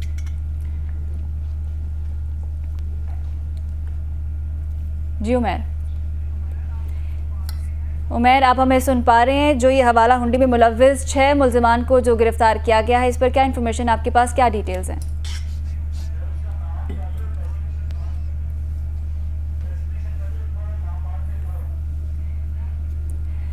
ठीक है, तो ये 6 मुल्ज़िमान जो हैं वो गिरफ़्तार हो चुके हैं। हवाला हुंडी में ये मुलव्वस थे और इनको पेशावर से जो है वो गिरफ़्तार किया गया है। हवाला हुंडी और गैर कानूनी कामों में मुलव्वस थे ये 6 मुल्ज़िमान, और कानूनी करेंसी जो है गैर कानूनी करेंसी एक्सचेंज में मुलव्वस ये 6 मुल्ज़िमान हैं। गिरफ़्तार मुल्ज़िमान बगैर लाइसेंस के मनी चेंजर का कारोबार कर रहे थे। मुल्ज़िमान से 54,49,000 रुपये जबकि 25,500 के करीब जो हैं ये पैसे बरामद किए गए हैं। उमर यासिर हमारे साथ मौजूद है। उमर, बताएगा ये जो कार्रवाई हुई है और इस कार्रवाई के नतीजे में जो 6 मुल्ज़िमान गिरफ्तार हुए हैं, डिटेल्स दीजिएगा। जी, FIA कमर्शियल बैंकिंग सर्कल ने पेशावर और कोहाट में कार्रवाई की है और इसमें हवाला और हुंडी और गैर कानूनी करेंसी एक्सचेंज में मुलव्वस 6 अफराद को उन्होंने गिरफ्तार किया है और मुल्ज़िमान से मजमूई तौर पे 54 लाख और 49,000 रुपए बरामद हुए हैं, जो कि मकामी और पाकिस्तानी करेंसी है। इसके साथ साथ गैर मुल्की करेंसी में 25,500 सऊदी रियाल भी बरामद हुए हैं और बरतानवी पाउंड जो 7,500 हैं और इसके साथ साथ 4,300 अमरीकी डॉलर भी बरामद हुए हैं। इस रकम के साथ साथ ऑस्ट्रेलियन डॉलर और UAE के दरहम भी इन मुल्ज़िमान से बरामद किए गए हैं। ये FIA की एक बड़ी कार्रवाई है जो कि पेशावर और कोहाट में ये कार्रवाइयाँ की गई हैं और इसमें 6 मुल्ज़िमान को गिरफ्तार कर लिया गया है। मजीद तफ्तीश का सिलसिला भी इसमें जारी है और उम्मीद की जा रही है कि इन मुल्ज़िमान की निशानदेही पे तो ये बड़ी कार्रवाई में बड़ी कामयाबी मिली है। बहुत शुक्रिया उमर यासिर हमारे साथ मौजूद। और हवाला हुंडी में ये मुलव्वस 6 मुल्ज़िमान जो हैं वो गिरफ्तार किए गए हैं। जी हाँ, और दहशत गर्दों से आनी हाथों से निपटा जाएगा, ये एक बयान सामने आया है। आज निगरान सूबाई वज़ीर का जाना चकजई ने 2 टोक ऐलान कर दिया है। वो कोयटा में प्रेस कॉन्फ्रेंस कर रहे थे। उन्होंने कहा कि पाकिस्तान में दहशत गर्दी में गैर मुल्की मुलव्वस हैं और दहशत गर्दी में मुलव्वस अफराद का ताल्लुक किसी मजहब से नहीं है, ये भी उन्होंने ऐड किया। मजीद कहा कि एपेक्स कमेटी के फैसलों के मुताबिक बलूचिस्तान में कार्रवाई होगी और जाली शनाख्ती कार्ड वालों को भी पकड़ा जाएगा, उनकी शनाख्त की जाएगी। आइंदा भी जो अफगानी वीज़े के बगैर पाकिस्तान आएगा उसको निकाल दिया जाएगा। तो ये वही मामला जिस हवाले से पहले बात कर रहे थे, हमारे साथ हारिस नवाज साहब मौजूद थे और उन्होंने भी यही बात की कि जो अफ़गान महाजरीन वाला मामला है हमने इसको बड़ा डिटेल डिस्कस किया। डेफिनेटली उसके ऊपर अब जो मुस्तकबिल में हमने सवाल किया कि क्या आप इकदाम लेंगे, तो उन्होंने कहा कि ऐसे ठोस स्टेप्स अब लिए जाएंगे कि आगे फ्यूचर में जब भी कभी ये मामला चले तो ऐसी कोई जुर्रत ना करे। जाली ख़ास तौर पर शनाख्ती कार्ड बनाने के अंदर जो सहूलतकारी की जाती है वो चीज़ बहुत ज़्यादा इंपॉर्टेंट है। इन्हीं बातों को सेकंड किया पिछले घंटे में जब हमारे साथ मौजूद थे निगरान वज़ीर दाखिला हारिस नवाज साहब। उन्होंने इन चीज़ों को सेकंड किया कि वाकई जो इकदाम हो रहे हैं और इवन कराची में भी बहुत से पकड़ धकड़ हुई है, गिरफ्तारियां अमल में आई हैं और जो उनको पनाह देने वाले हैं, जो उनके सहूलतकार हैं, उनके खिलाफ भी अब क्रैकडाउन होगा। और कह रहे हैं बाकायदा एक सिस्टम के थ्रू, एक प्रॉपर चैनल के थ्रू उन्हें बलूचिस्तान के रास्ते वहाँ से डिपोर्ट किया जाएगा। लेकिन यहाँ चैलेंजेस भी हैं और चैलेंजेस ये हैं कि डिपोर्ट होने के बाद जिस तरह से आसानी से वो आ जाते थे कि आप दोबारा से उनके लिए वही आसानियाँ होंगी दोबारा से तारों के नीचे से गुजर कर आने में। तो ये चैलेंजेस भी हैं और देखते हैं इसको किस तरह से निपटा जाता है। चैलेंजेस भी होंगे और एक बड़ा मुश्किल है कि सारा ये प्रोसेस होगा जिसमें अफगानियों को जो है वो डिपोर्ट किया जाएगा। और साथ ही साथ ये भी देखना है कि जो इकदाम किए जा रहे हैं वो मुस्तकिल और देरपा होंगे हमें फ्यूचर में, ताकि इस तरह के दोबारा से सिर्फ के 27 दिन बाकी हैं, उस 27 दिन के अंदर उनको अपनी जायदादें भी सारी बेचनी है और उसके अलावा जो कारोबार अगर वो यहाँ पर कोई कर रहे हैं, जो कि डेफिनेटली कर रहे हैं, उसको बंद करना होगा कारोबार को। बेचने का उनको टाइम दिया जाएगा, टाइम दिया कि 27 दिन के अंदर आपने तमाम चीजें करनी है, अगर नहीं करेंगे आपकी जायदाद को कर ली जाएगी। ये तमाम तर डेडलाइन सामने आ चुकी है। ये गुडविल जेस्चर है कि इनको टाइम दिया गया है कि आप अपनी चीजें वाइंड अप करें और you have to go back to your home. वो लोग भी जानते हैं कि कितनी जो जनरेशंस है वो यहाँ पर पाकिस्तान में है, तो अब हमारी तरफ से अच्छा इनिशिएटिव ये भी है। बहुत ये तो आप ठीक कह रही है, लेकिन सवाल ये उठता है कि हमने बहुत सालों से मेहमान नवाजी की है इनकी, हमें मिला कुछ नहीं है। बदले में हमें पॉइंट आउट किया जाता है, डूम और हमें कहा जाता है। दहशतगर्दी के जो भी इंसिडेंट्स होते हैं, जो खतरात होते हैं, जानें जो जाती हैं, वो हमारे भाई पाकिस्तानी भाई कुर्बानियाँ देते हैं। तो यानी हमें कुछ सिला नहीं मिला वो मेहमान नवाजी का जो हमने बहुत सालों से कर रहे हैं। तो मेरा ख्याल है बहुत जल्दी एहसास हो गया। आप देखिए कि तालिबान की गवर्नमेंट आती है अफगानिस्तान में और आज उनकी करेंसी देखिए, तो ये क्लियर अप स्टेटमेंट दे दिया गया है कि पाकिस्तान का अमन जो है वो मुकद्दम होगा, आर्मी चीफ की जानिब से कहा गया है। बिल्कुल। GDA के हवाले से अगर हम बात करें, आगे बढ़ते हैं। GDA ने भी इलेक्शन कमीशन सिंध को हटाने का मुतालबा कर दिया है। सफदर अब्बासी कहते हैं कि वज़ीर आला हाउस पीपल्स पार्टी का सेक्रेटेरिएट बन चुका है।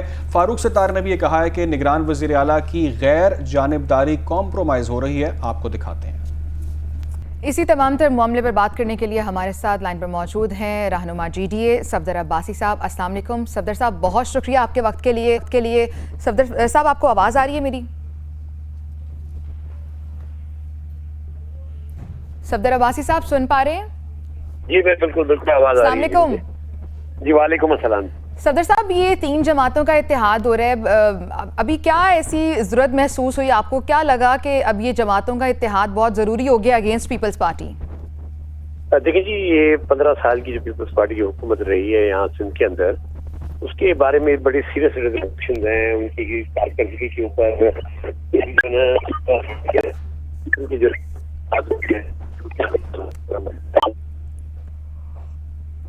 सर, आपकी आवाज़ ठीक नहीं आ रही है अभी।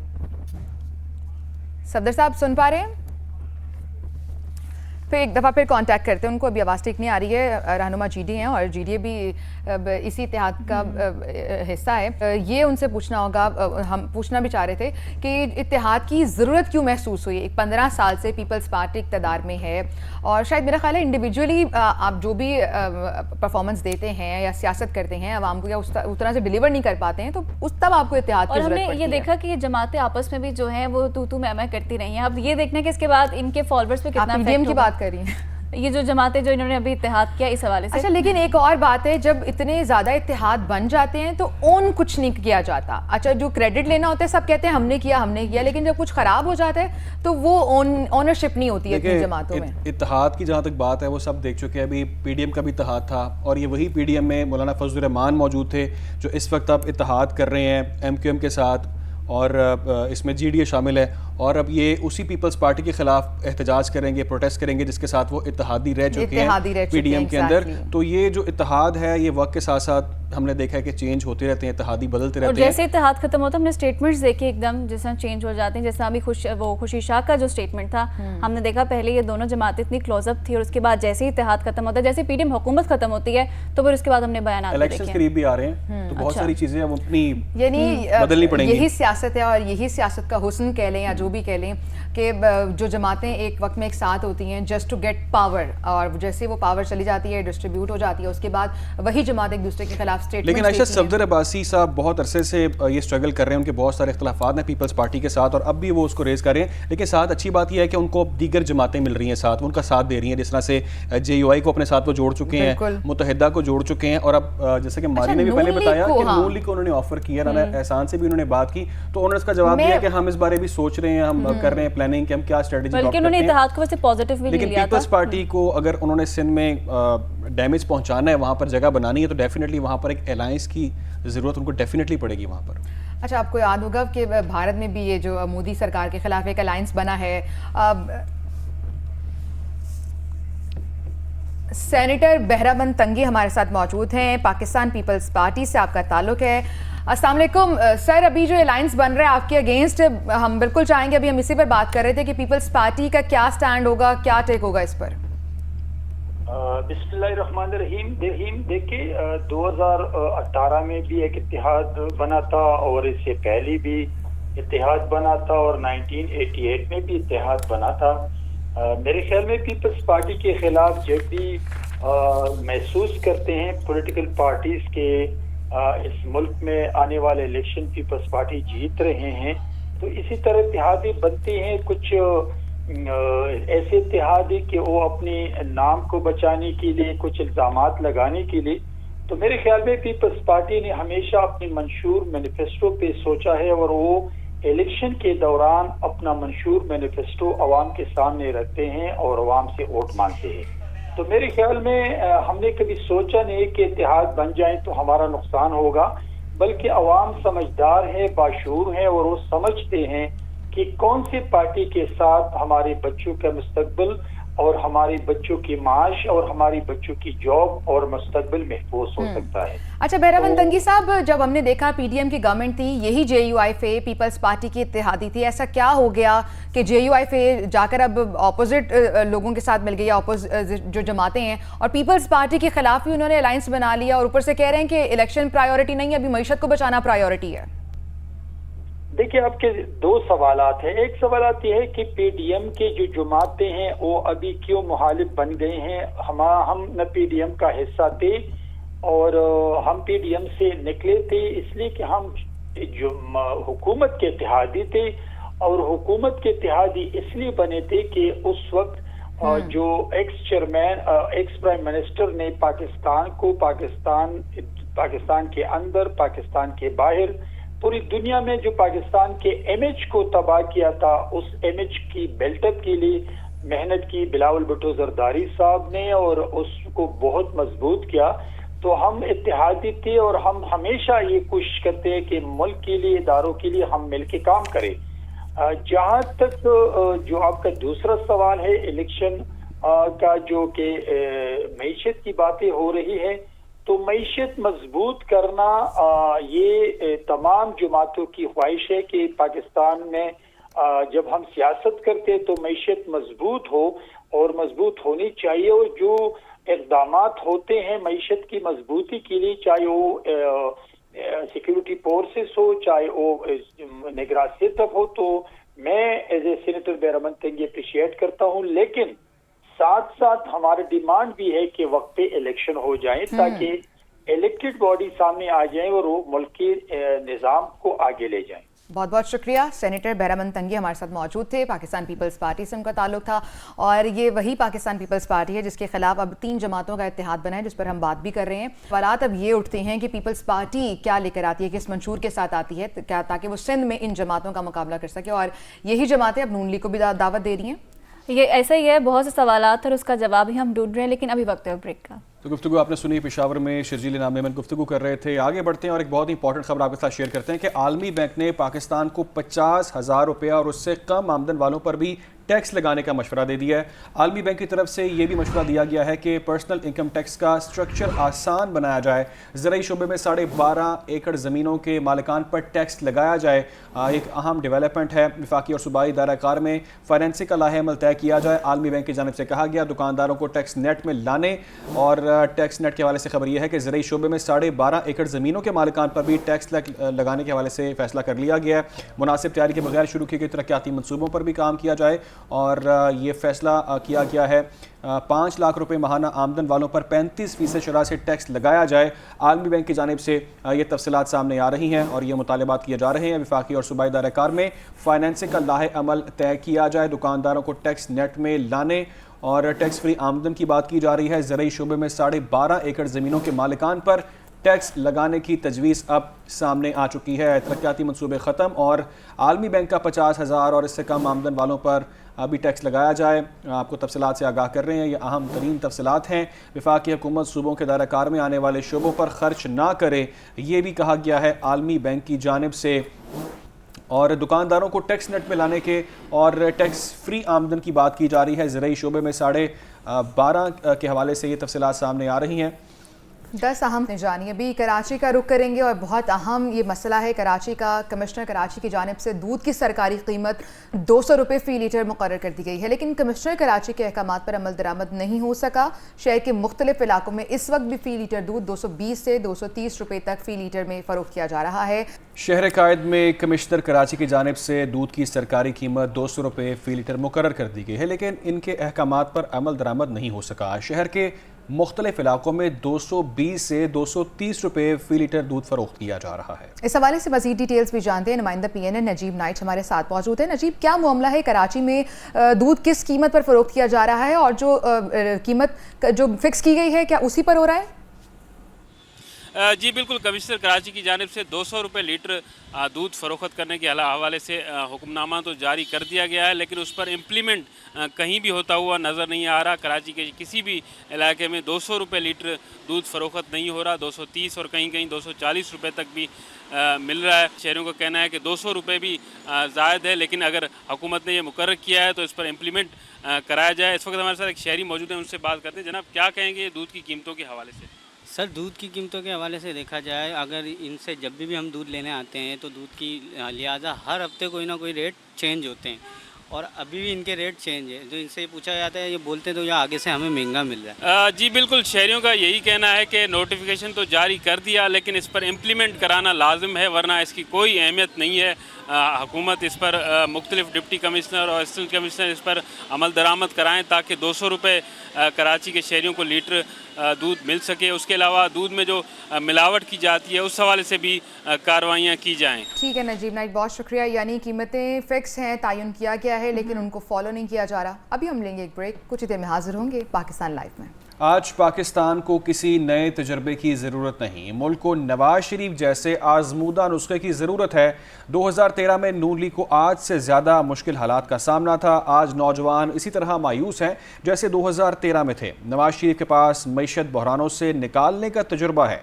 वक्त आ गया है रियासती इदारे आइन के मुताबिक किरदार अदा करें। साबिक वफाकी वज़ीर एहसन इकबाल की प्रेस कॉन्फ्रेंस है जिसमें उन्होंने कहा कि चेयरमैन PTI के फैसलों का खुमियाजा आवाम को भुगतना पड़ रहा है। उन्होंने क्या कहा, आपको वो दिखाते हैं। आज अल्हम्दुलिल्लाह हमारे पास हमारे कायद नवाज शरीफ की सूरत में एक ऐसी आजमूदा तजुर्बेकार क़यादत मौजूद है कि जिसने महंगाई को, दहशतगर्दी को शिकस्त दी थी और आज फिर हमें उसकी ज़रूरत है।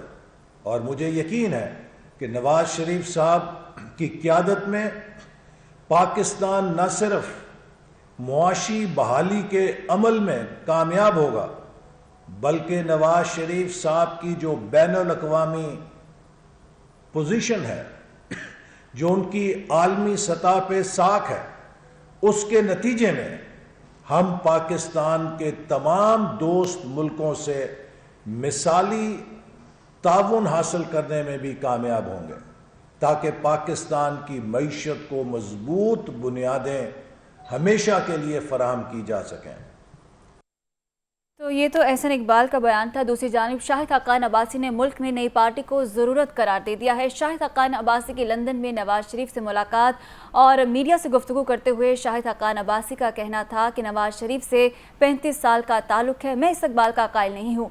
पार्टी के किसी लीडर के हवाले से मेरे कोई तहफ़्फ़ुज़ात नहीं है। नवाज शरीफ की वापसी के हवाले से की गई मुशावरत में शामिल नहीं था। नौमे के वाक़यात में मुलव्वस अफराद के खिलाफ कार्रवाई हुकूमत की ज़िम्मेदारी है। तो ये शाहिद खाकान अब्बासी की जानिब से कहा गया। एक तरफ एहसन इकबाल कह रहे हैं कि नए तजर्बे की ज़रूरत नहीं है, तो दूसरी जानिब शाहिद खाकान अब्बासी कह रहे हैं कि नई पार्टी जो है इस वक्त मुल्क की ज़रूरत है। अच्छा, आपसे कुछ देर पहले पाकिस्तान लाइव में जब हम राना एहसन इकबाल साहब से बात कर रहे थे, आप ही उनसे बात करी थी, तो उन्होंने कहा कि मुल्क में बहुत सी पार्टी हैं, पार्टी की ज़रूरत नहीं है अभी कोई भी, ये उन्होंने इशारा दिया। इससे पहले आपको याद होगा चौधरी निसार इसी तरह से कुछ इख्तलाफात आते हैं नवाज शरीफ साहब से और वो अपनी अलग पार्टी बनाते हैं, लेकिन अभी वो मंजर से बिल्कुल गायब है। लेकिन शाहिद खाकान अब्बासी साहब एक सीनियर लीडर हैं, साबिक वज़ीर आज़म रह चुके हैं, उनकी बात कोई छोटी बात तो नहीं है। अगर वो एक बात कर रहे हैं कि पार्टी बनाने का अगर वो इंदिया दे रहे हैं, उन्होंने बल्कि क्लियरली कह दिया कि मुल्क में नई पार्टी की गुंजाइश भी है और ज़रूरत भी है। तो अच्छा, यहाँ पर सवालात ये हैं कि जो लोग, मैं ऐसा एक चीज़ यहाँ पे कंक्लूड कर दूँ, यहाँ पर कुछ नाम चल रहे थे चंद रोज़ पहले, हमने भी वो खबरें देखी जिसमें कहा गया कि मिफ्ता इस्माइल नाराज़ हैं नून लीग से, उनका नाम सामने आया। मुस्तफ़ा नवाज़ खोखर जो पीपल्स पार्टी में होते थे, उनके भी तहफ़्फ़ुज़ात हैं, इख्तलाफात हैं। अब शाहिद खाकान अब्बासी बात करें पार्टी की, तो शायद खबरें ये चल रही हैं कि ये शायद मिलकर कोई अलायंस बनाना चाह रहे हैं, कोई पार्टी शायद तश्कील देना चाह रहे हैं। जैसे आपने देखा जहांगीर तरीन। अच्छा, नई पार्टी का मतलब नए लोग नहीं होंगे, वही पुराने लोग होंगे। तो फिर 9 मई के बाद हमने देखा है कि काफ़ी लोगों ने नई पार्टियां भी तो बनाई हैं, फिर क्या फ़ायदा। अच्छा, बहुत सी पार्टीज़ आपको इलेक्शन में नजर आएंगी, एक पार्टी तो नजर आने की, तो क्लियर है कि बहुत सी पार्टीज़ आप इलेक्शन में सामने आने वाली है। लेकिन सवाल यहाँ ये होता है, शाहिद खाकान अब्बासी की हम बात कर रहे हैं, अगर नवाज शरीफ से मुलाकात के बाद भी उन्होंने आके पार्टी का ही स्टेटमेंट देना है, नई पार्टी का ही ऐलान करना है, तो यानी जिस एजेंडे पर वो मुलाकात हुई थी वो बातें शायद पूरी नहीं हुई होंगी, या वो चाह रहे होंगे कि मुझे मनाया जाए, मनाया नहीं क्या होगा। लेकिन उनके बहुत सारे तहफ़्फ़ुज़ात हैं, बहुत ज़्यादा तनकीद माजी में वो नून लीग पर कर चुके हैं, उसके बाद ही मुलाकात कर रहे हैं। जिस तरह उन्होंने कहा कि अगर तहरीक इंसाफ ने डिलीवर नहीं किया, उन्होंने काम नहीं किया, तो आपने भी काम नहीं किया, अपनी जमात को उन्होंने तनकीद का निशाना बनाया। इसके अलावा उन्होंने बाजवा साहब की बात की, उन्होंने कहा कि अगर आपको उनसे मसला था तो आप हुकूमत छोड़ देते। नून लीग में फॉरवर्ड ब्लॉक की भी खबरें थी, और ये शाहिद खाकान अब्बासी के इख्तलाफात तब बढ़ना शुरू हुए जब नायब सदर बनाया गया मरियम नवाज को, ये आपको याद होगा। बिल्कुल, बहुत सारी चीज़ें हैं, इससे कनेक्टेड हैं, बहुत सारे अगर आप डॉट्स जोड़ें तो आपको समझ आता है मामला क्या है। लेकिन दूसरी जानिब एक और अहम मामला भी है, नवाज शरीफ से जुड़ा मामला। लेकिन खुर्शीद शाह का ये बयान है, पीपल्स पार्टी के सीनियर तरीन रहनुमा, वो कहते हैं कि नवाज शरीफ को पाकिस्तान आने का मशवरा दिया है, मियाँ साहब आप डरे नहीं, आ जाएं पाकिस्तान। खुर्शीद शाह ने कहा कि जेल जाएंगे तो भी हीरो बनकर जाएंगे। खुर्शीद शाह ने यह कहा कि अगर सज़ा है तो उसके ख़िलाफ़ अपील भी है, रास्ता भी है, वो आपको मिल जाएगा। मियाँ साहब हुकूमत चाहते हैं तो हम आपको हुकूमत देंगे, इलेक्शन तो करवाएं।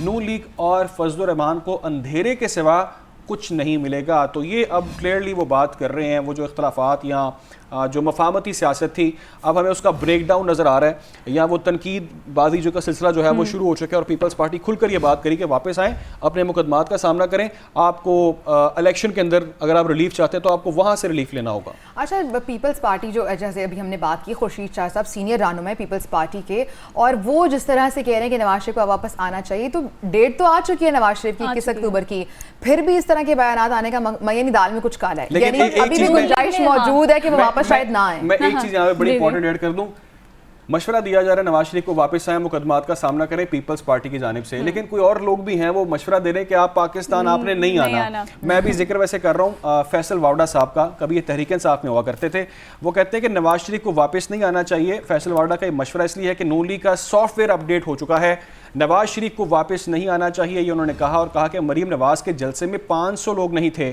5 लाख लोग मीनारे पाकिस्तान कैसे आएंगे, ये सवाल किया उन्होंने।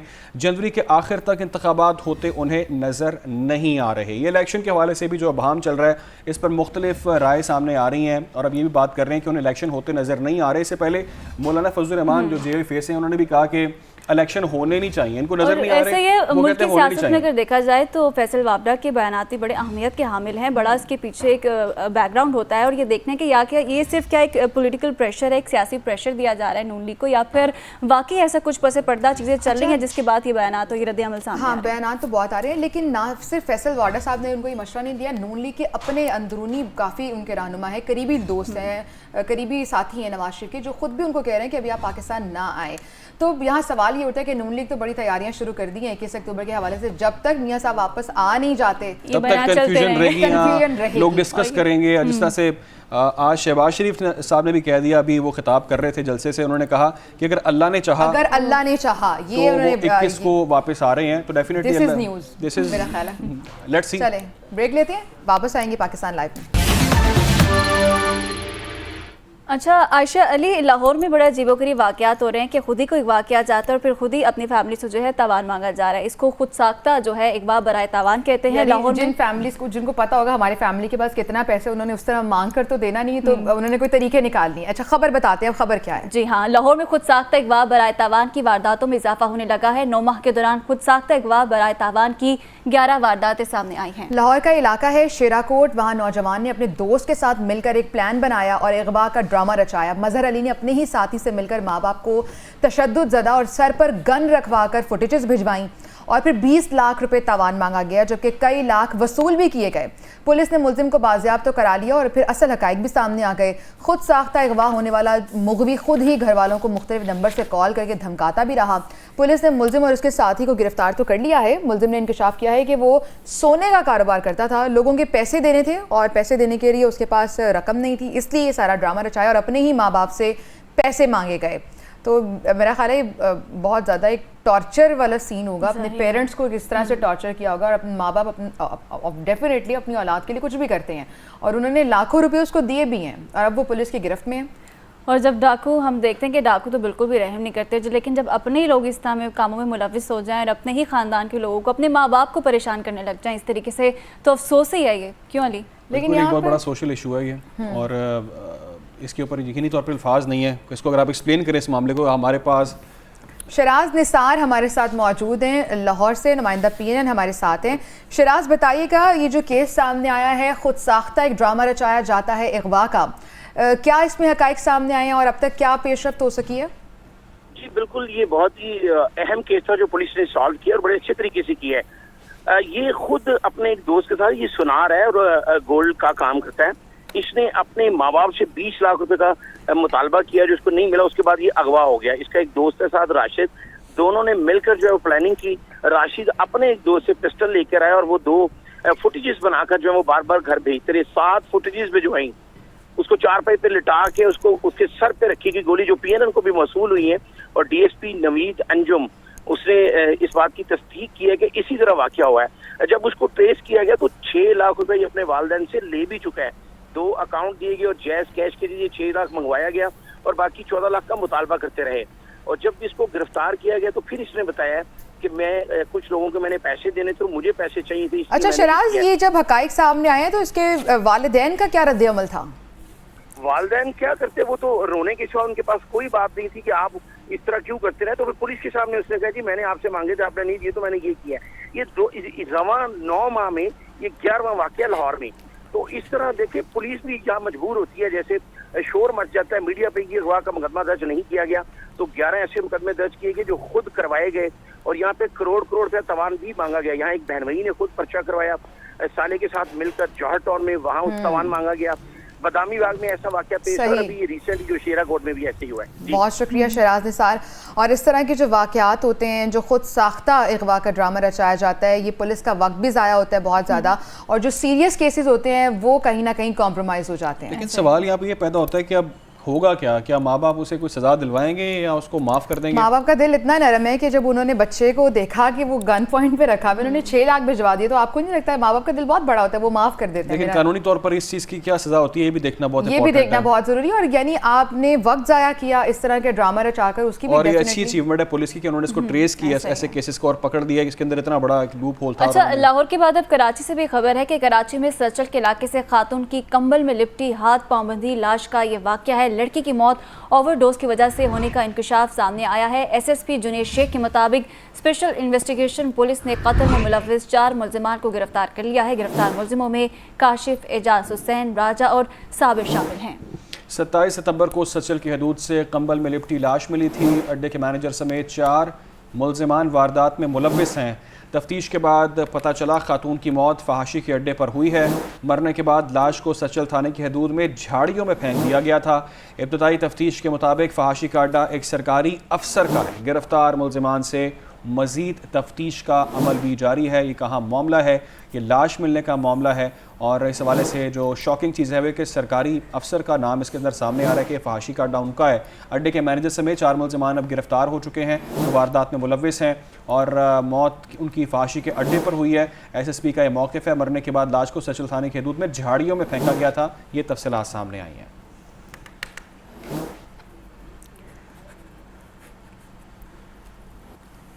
आगे बढ़ते हैं और एक और ख़बर आप तक पहुंचाएं कि महकमा इंसदाद दहशतगर्दी मालाकंड रीजन की बुनेर में अहम कार्रवाई सामने आई है। दहशतगर्दी का बड़ा मंसूबा नाकाम बना दिया गया है।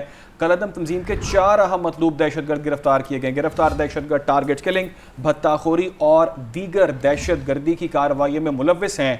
गिरफ्तार दहशतगर्दों से भारी मिकदार में बारूदी मवाद, हैंड ग्रेनेड्स और असलहा बरामद भी कर लिया गया है। और साथ ही साथ गिरफ्तार दहशतगर्दों में वाजिद अली, रहमानुद्दीन, नजमुद्दीन और अयाज खान शामिल है। महकमा इंसदाद दहशतगर्दी मालाकंड रीजन की बुनेर में अहम कार्रवाई ये हुई है, और दहशतगर्दों का बड़ा मंसूबा जो है उनकी जानिब से नाकाम बना दिया गया है। और ये बताया जा रहा है कि कलअदम तंजीम के 4 अहम मतलूब दहशतगर्द गिरफ्तार हो चुके हैं, और इनमें जो गिरफ्तारी हुई है वो वाजिद अली की है, रहमानुद्दीन की है, नजमुद्दीन की है और अयाज खान शामिल है। गिरफ्तार दहशतगर्द टारगेट किलिंग, भत्ताखोरी और दीगर दहशतगर्दी की कार्रवाइयों में मुलव्विस है। गिरफ्तार दहशतगर्दों से भारी मिकदार में बारूदी मवाद और असलहा बरामद हुआ है।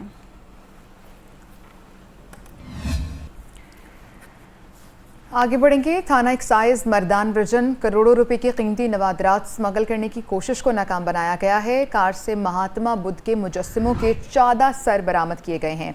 नवादरात महकमा आर्कियोलॉजी मर्दान म्यूजियम के हवाले करके 2 मुल्जिमान को गिरफ्तार कर लिया गया है। तर्जुमान एक्साइज का ऐसा बताना है मर्दान से करोड़ों रुपए की कीमती नवादरात स्मगल करने की कोशिश की जा रही थी, जिसे नाकाम बनाया गया है।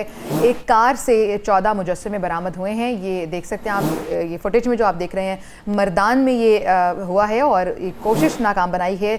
स्मगल करने की इस कोशिश को नाकाम बनाया गया है। महात्मा बुद्ध के 14 मुजस्सिमे हैं, ये सरों के मुजस्सिमे हैं। 2 मुल्जिमान को गिरफ्तार भी किया जा चुका है और इस कोशिश को नाकाम बना दिया गया है। बिल्कुल, ये अहम एक कार्रवाई है। 14 सर बरामद किए गए हैं। मुल्जिमान ड्राइवर क़यूम और वज़ीर मोहम्मद गिरफ्तार हो चुके हैं और मुकदमात भी अब दर्ज कर लिए गए हैं। आज के लाइव से फिलहाल के लिए इतना ही। देखते रहिए PNN।